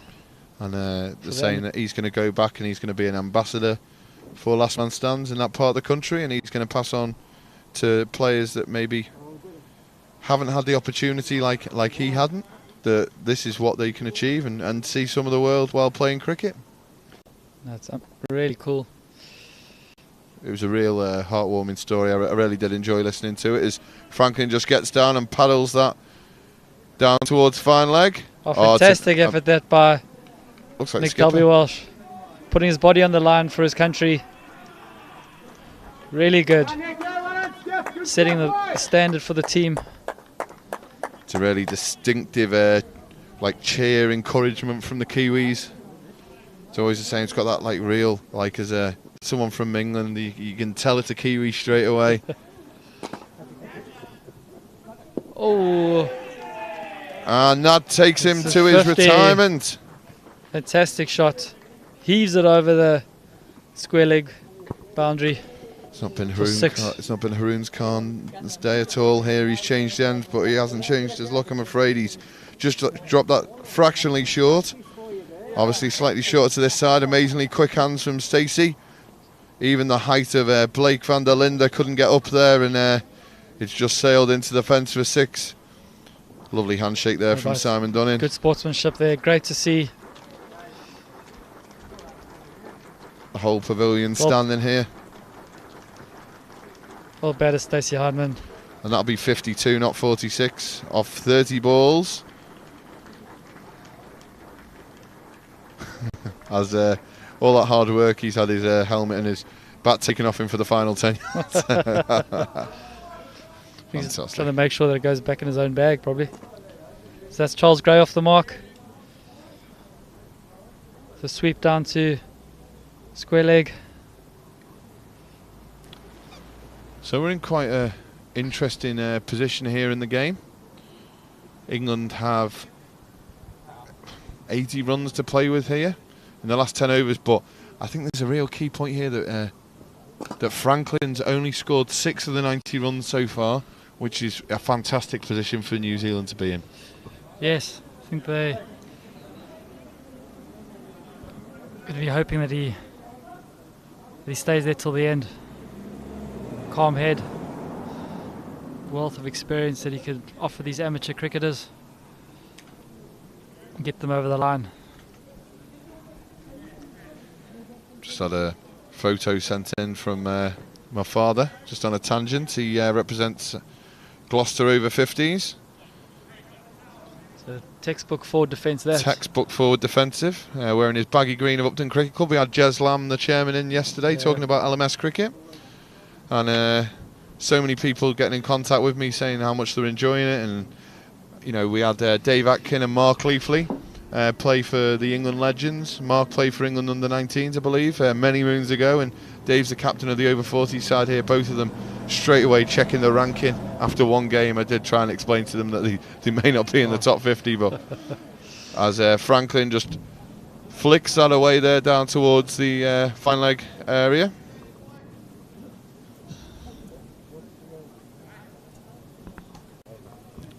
It's quite interesting when you watch these marquee players, Ross, that obviously all of them have a different method, but yet are all playing at the very highest level.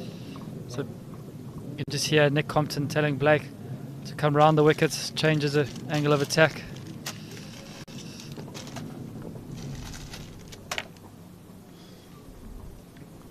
Oh, it's a fabulous insight that from Nick Compton towards Blake, as he comes around the wicket and gets the dot ball. Very distinctive smile of James Franklin there. Loving being in the battle here, representing his country. Deep breath from Blake as he comes in from the city end here. oh, it's wide. Have to re-bowl that.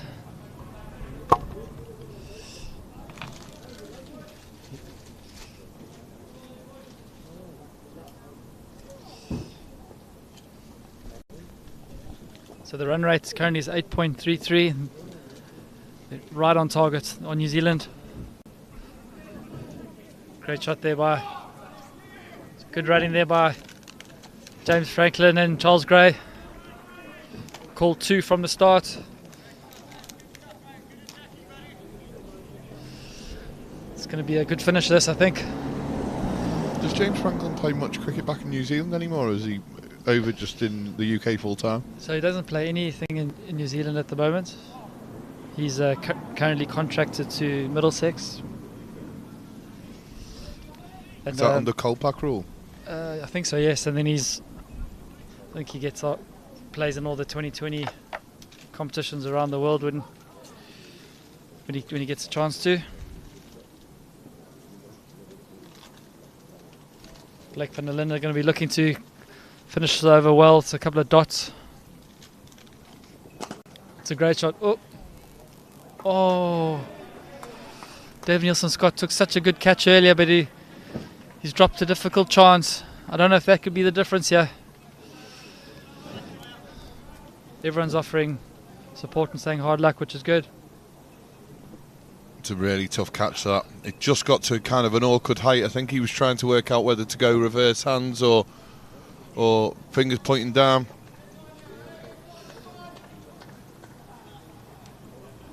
Just getting a bit of analysis from the speckies here. Hands go on his head, but I'm sure that he's going to get the opportunity to make the difference maybe with the ball later in this game.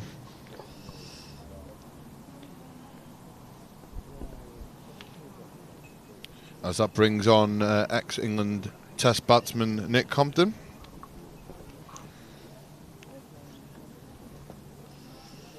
So it looks like Nick Compton's coming to the attack. Here we go. Captain's thrown the ball to the marquee player. He bowls a bit of right arm off spin. The one thing about experienced cricketers is even if you're not a bowler, you've obviously got a good understanding of the field straight away. He's got 2 men behind square, one on the offside, one on the leg side, and he's brought the straight boundary riders. Oh Nick. my lord. Oh, Nick Dolby Walsh, unlucky. He's absolutely broken by that Compton. He's not happy. Doesn't matter. You can just see it off the bat. He's just spun behind. He's misjudged it. Oh. There's another one for our bloopers reel. Bloopers reel. All in good fun. Everyone's giving their best out here, but England have just been a bit sloppy in the last couple of minutes here. Half-hearted appeal from Compton.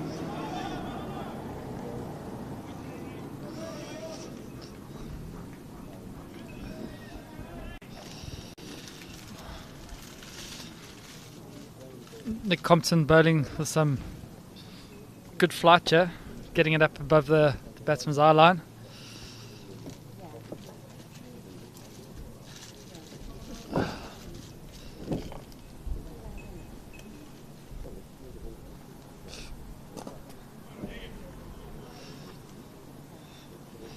Charles Gray just hits it down to long on.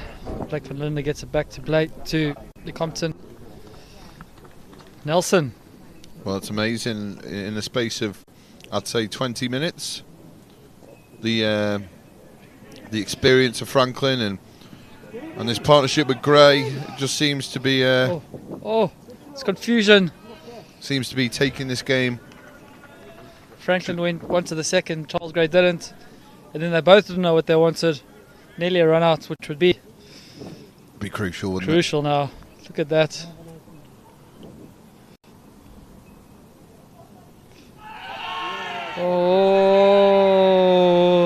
Oh, he's not happy. Not happy. He is not happy. Tanvir stood strong.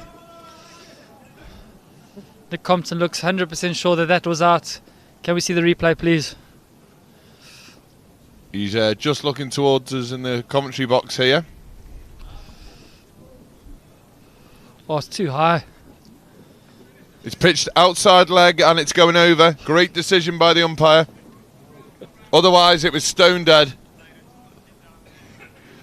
Sorry for any people listening before the watershed there. He was not happy with that decision, but...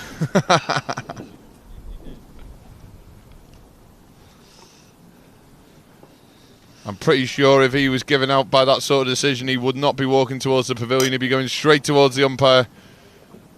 But more importantly, it wasn't a boundary, and England desperately need a wicket.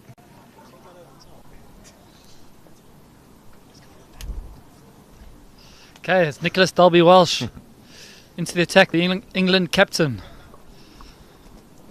He's going to need a big effort from him here. Bowling against James Franklin. Following on with the run-out idea, because obviously we've got the benefit of these cameras, we may even throw a review in as well. Yep, I think it'll be a good call, that. Wouldn't want to have to be in charge of some of those, imagine that.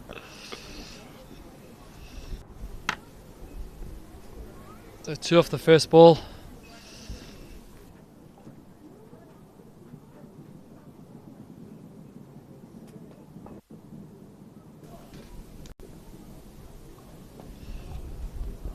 As the skipper comes running in from the city end here. Just bowling on the heel of Franklin. And just runs it down to backward square leg. I really do think the England team need to maybe think about bringing a fielder up here or find a way of taking a wicket. Because at the moment I feel like this game's just slightly drifting away. As the skipper runs in. It's a lovely shot straight down the ground. Great shot. It's 4 more for Charles Gray.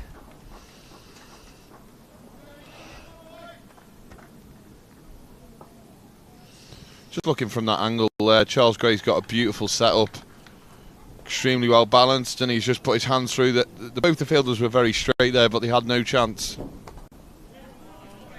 They've called two here. They've called two. Franklin's looking for it. That's good running by Franklin and Gray. Do you think England putting the fielders under pressure? Do you think England need to maybe go back to Adil Hussain here, the strike bowler? I think it'd be a good call, that. So they need 47 from 31 at the moment.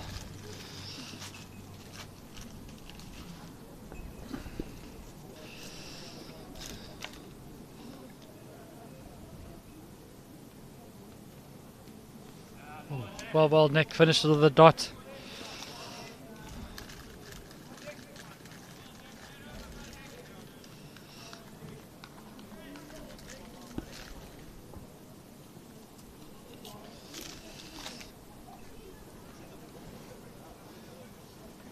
So after 13 overs, the score is 121 for 2. The run rate is 47 off 30.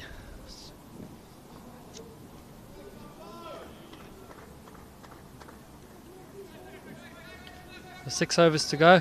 Now, if we were playing 11-a-side cricket here, I'd obviously the batting team would still be fractionally favourites.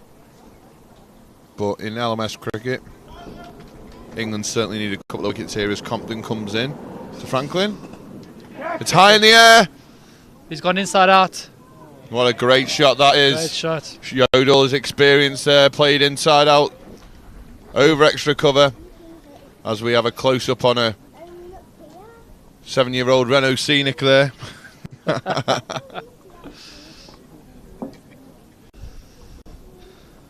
Where's the... Many of the England fans are starting to just get a little bit worried here as another close-up on a car. Obviously the cameraman here is looking to sell a few on Auto Trader, as Dave Nielsen Scott is jumping back over the fence here and carrying on with this game.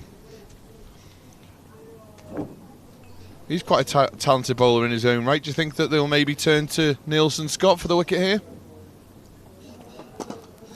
Looks like they're probably going with the same tactics as the Kiwis were, with keeping pace off the ball. It's Charles Gray on strike to Nick Compton.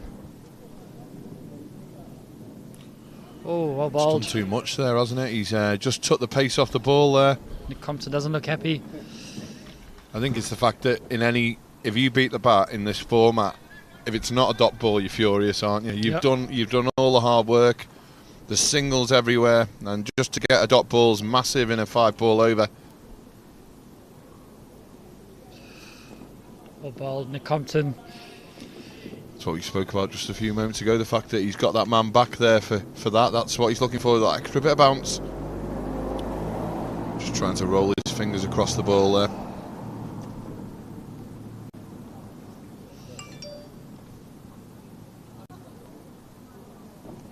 Whoa, that's a big wicket. And there it is. Nick Compton's thrown it up. Gray looks like he was deceived by the flight. Played all around it. And that's him. That's his job of the day done.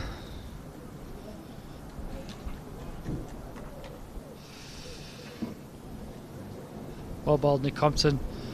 Could give England a glimmer of hope in this game. Come on, England. Come on, boys. It's coming home.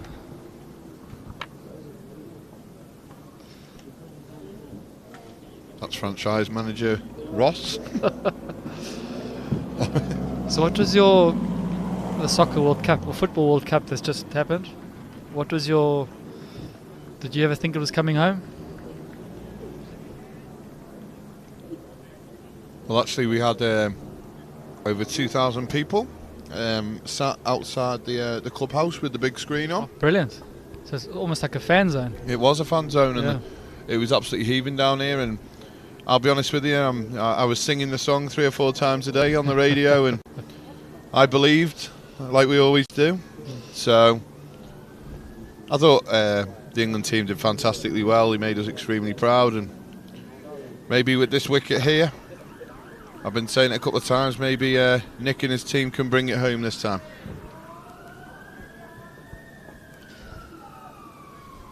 So Nick W. Walsh, the bowlers.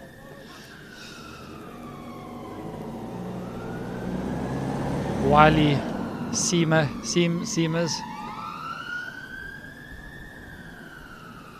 Waits for the ambulance to go past so he can settle his nerves. Comes into James Franklin. I just really think that the England team have got to sort out the line to James Franklin here. They're bowling extremely full, both sides of the wicket, and he's having to take no risks at all. Well, he just seems to be seems to be getting lots of twos, which keeps the scoreboard going. Good cricket.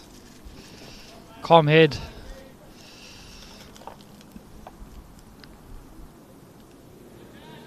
Just rotating the strike. That's Simon Matthews, who plays in the Wellington Leagues in New Zealand. He was the #1 ranked batsman after the 2017-2018 season. Plays for a team called the Titans. So how do these rankings work? Is it weight of runs? Is it strike rate? What's it based on?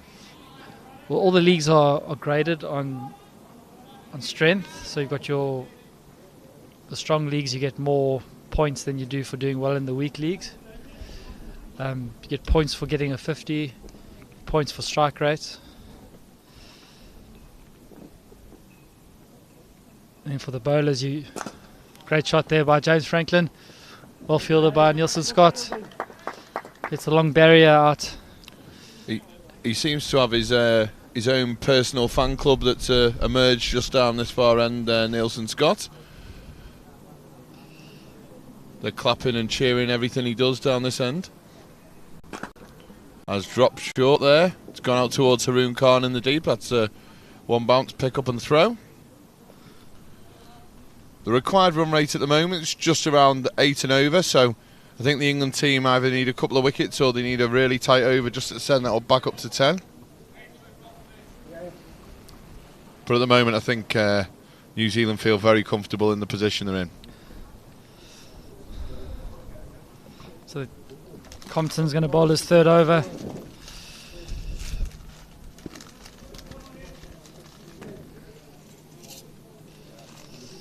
So they're definitely sticking with a spin option because Haroon Khan is going to bowl after him.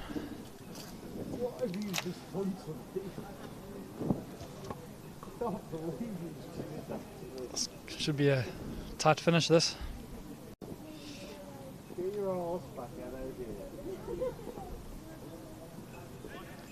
As Matthews just clips it down to Dunning on the fine leg boundary.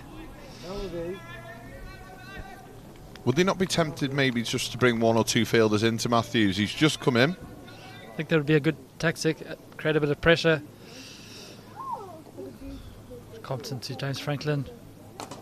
He's hit that extremely hard. Straight past him, it's 4 runs. Like a tracer, that's just come down in front of our position here. I think if anyone's listening online, I think we may have to get a blanket or a coat appeal for my co-commentator here, Ross. It's absolutely freezing compared to the weather. It's been so beautiful here in the UK, and the weather is and the temperature's just dropped a little bit in this corner.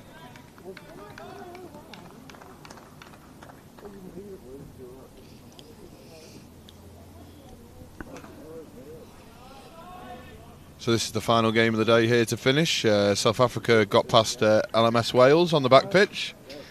Yep, they did. So that should keep the momentum and go for those boys. Who's the favourite in the other group? Oh, it's a great shot by... And that's gone to Franklin. Boomtown! Oh! And that's gone straight into the balcony.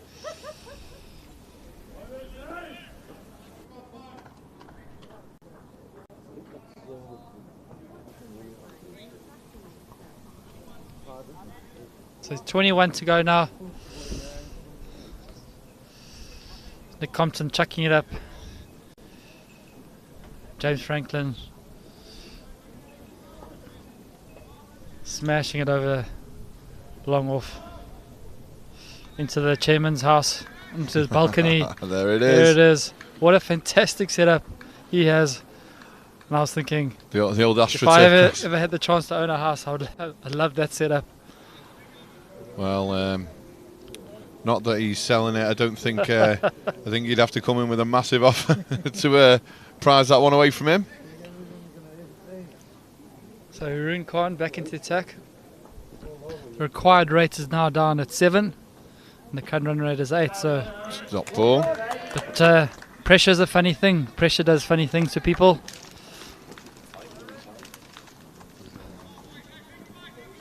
Blake van Lillen spurring the troops on in the field. Oh, that's 2 dot balls.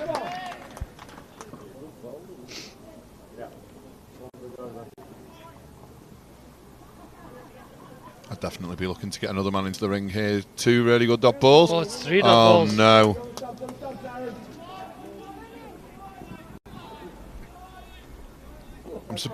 I'm surprised there that Matthews actually came back for the second run there.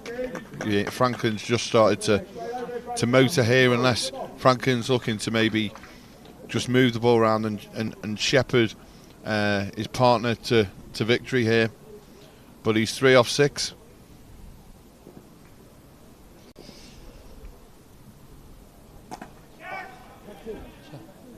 Oh, That's an amazing good effort attempt by there. Dave Nielsen. He obviously realised the wicket was of real importance there. He's His fan zone are giving him a hard time, saying there should have been a catch.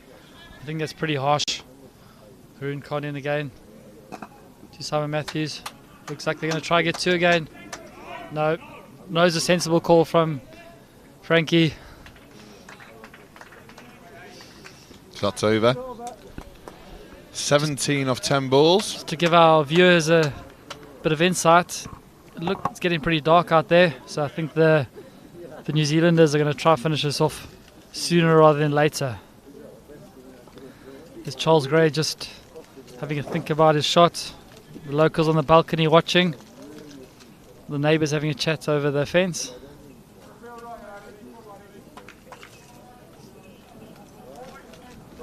Looks like he's explaining the double play rule to her.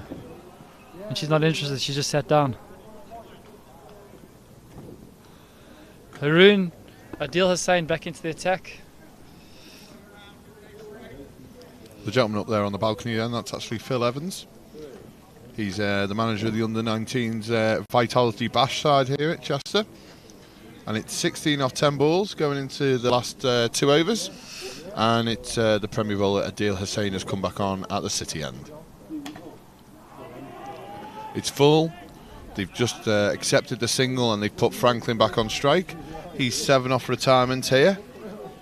Do you think he'll be trying to do that in just 1 or 2 balls? Well, that's a funny thing. That I've often seen that rule change the course of a game. So if he gets out, if he gets his 50, then someone else has got to come in and see the team home, and it creates a bit more pressure. I just don't know if he'd be tempted just maybe to get a couple of 2s here. Take him a little bit closer. Oh, No, big swing and a miss. To Swing and dot a ball. miss. Shake of the head by James Franklin.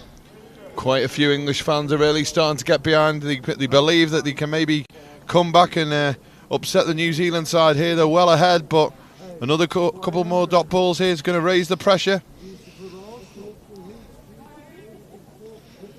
As he adjusts his field again. Let's see what he comes up with here. As Hussain comes in round the wicket from the City end. He's bowled brilliantly. 2 dots. Come on, the England fans are really getting behind their team now. Hussain just bowled into that Yorker box there, that wide Yorker.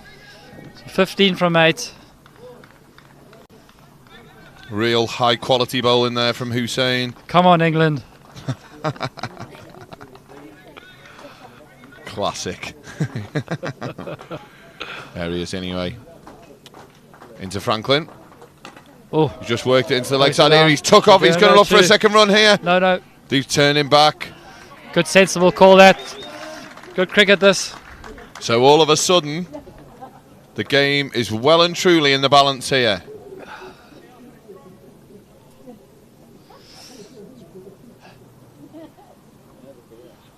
Just in camera shot there, just a few of the LMS lads from Port Sunlight. They've come down to support this event as Hussain comes in over the wicket. Oh. Through to the keeper, he's banged it in, and that's over. And that takes us into the final over of the match here. And that is quite an unbelievable over from Hussain. I think he probably will get quite a ripple of applause from the supporters down towards the canal. That's 14 from 5 balls. Who's going to bowl this last over?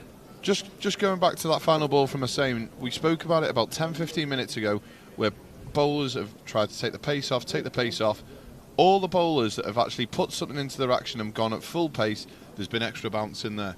Very true. So I'll be interested to see. I know the South Africans enjoyed playing on pitch 1, and the Australians, as the cameras pan across just before the final over. The sunset here in the city of Chester, England. Beautiful. It is beautiful, but there's one final massive over here that's going to have a massive part to play in the Group A table. Looks like Simon Dunning's been throwing the ball. No one's moving over there in the Big crowd, yeah. the players zone. South African boys getting stuck into a couple of beers. The BAS kit on show.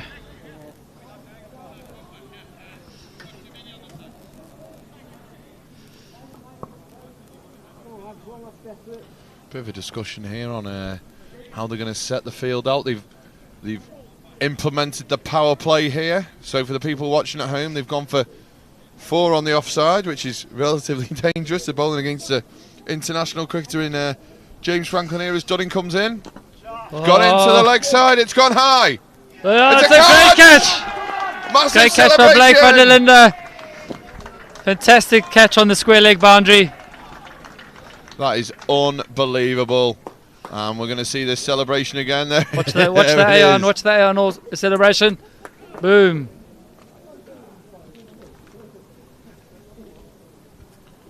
Poppy Gray here thinks the Kiwis have blew it. And Wayne Robertson thinks there's going to be a super over, but it will be a tie. There's no super overs in the pool phase, I'm afraid. Maybe next time round in 2 years' time. That's gone high to the furthest part of the ground. It's a brilliant catch, and he threw it in, looking for the double play. Kiwis don't look happy. I think they thought they had this in the bag. And you can see there that Nigel Collins is actually watching this on Facebook Live here.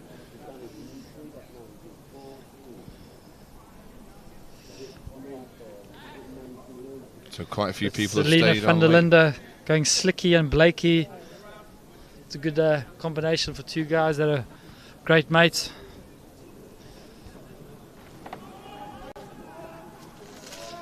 So that's Milton. Kavanagh comes in.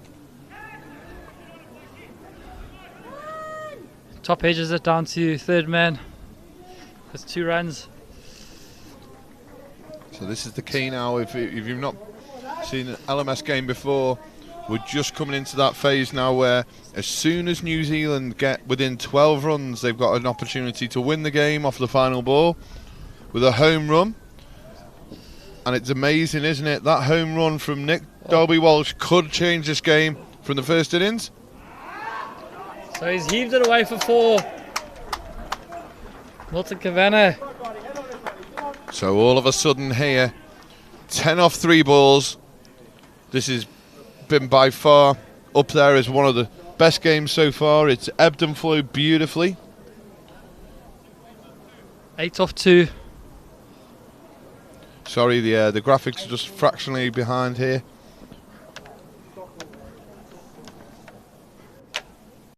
Oh. But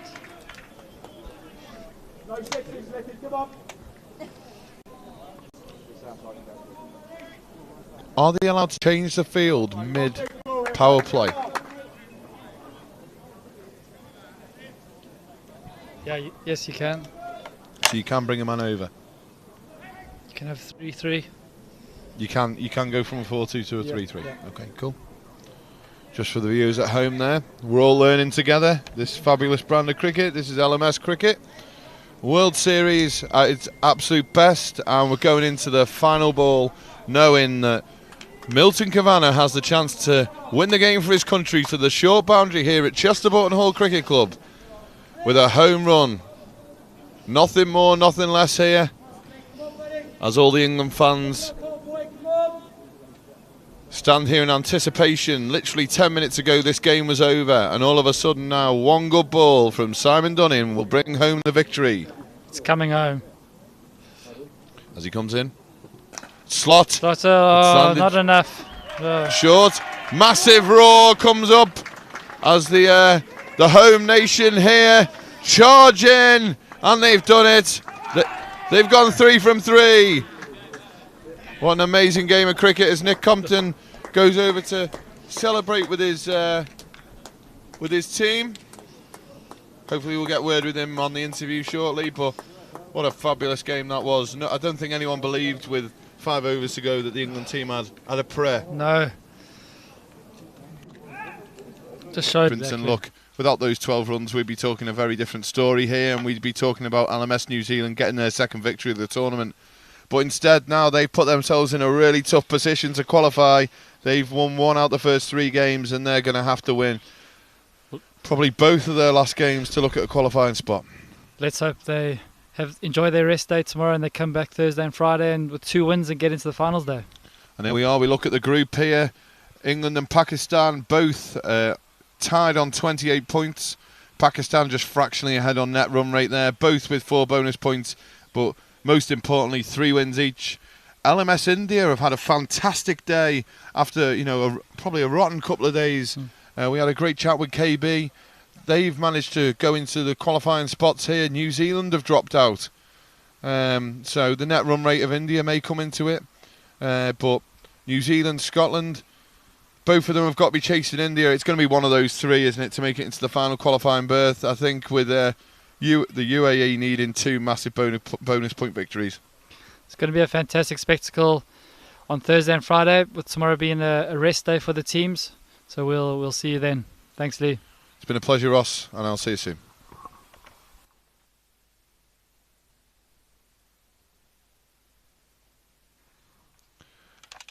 Just as we shoot off here, we're going to go across to Nick Compton, who's going to go through some of the aftermatch presentations.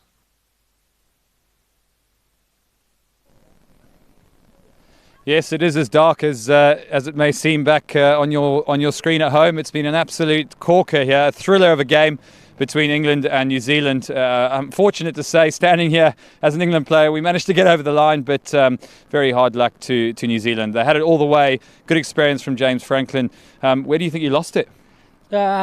Basically the last ball, but no, we did good effort. We lost Stacey early in the injury, lost a bowler, so we had to try find something there. But apart from that, I thought it was just a basic, simple game. Great game of cricket, wasn't it? Oh, definitely. It was loving it all the way to the end. And you were looking really dangerous there at one stage. Oh, I'm struggling to see it, to be honest with you. It was pretty dark at the beginning, but yeah, no, it was all good.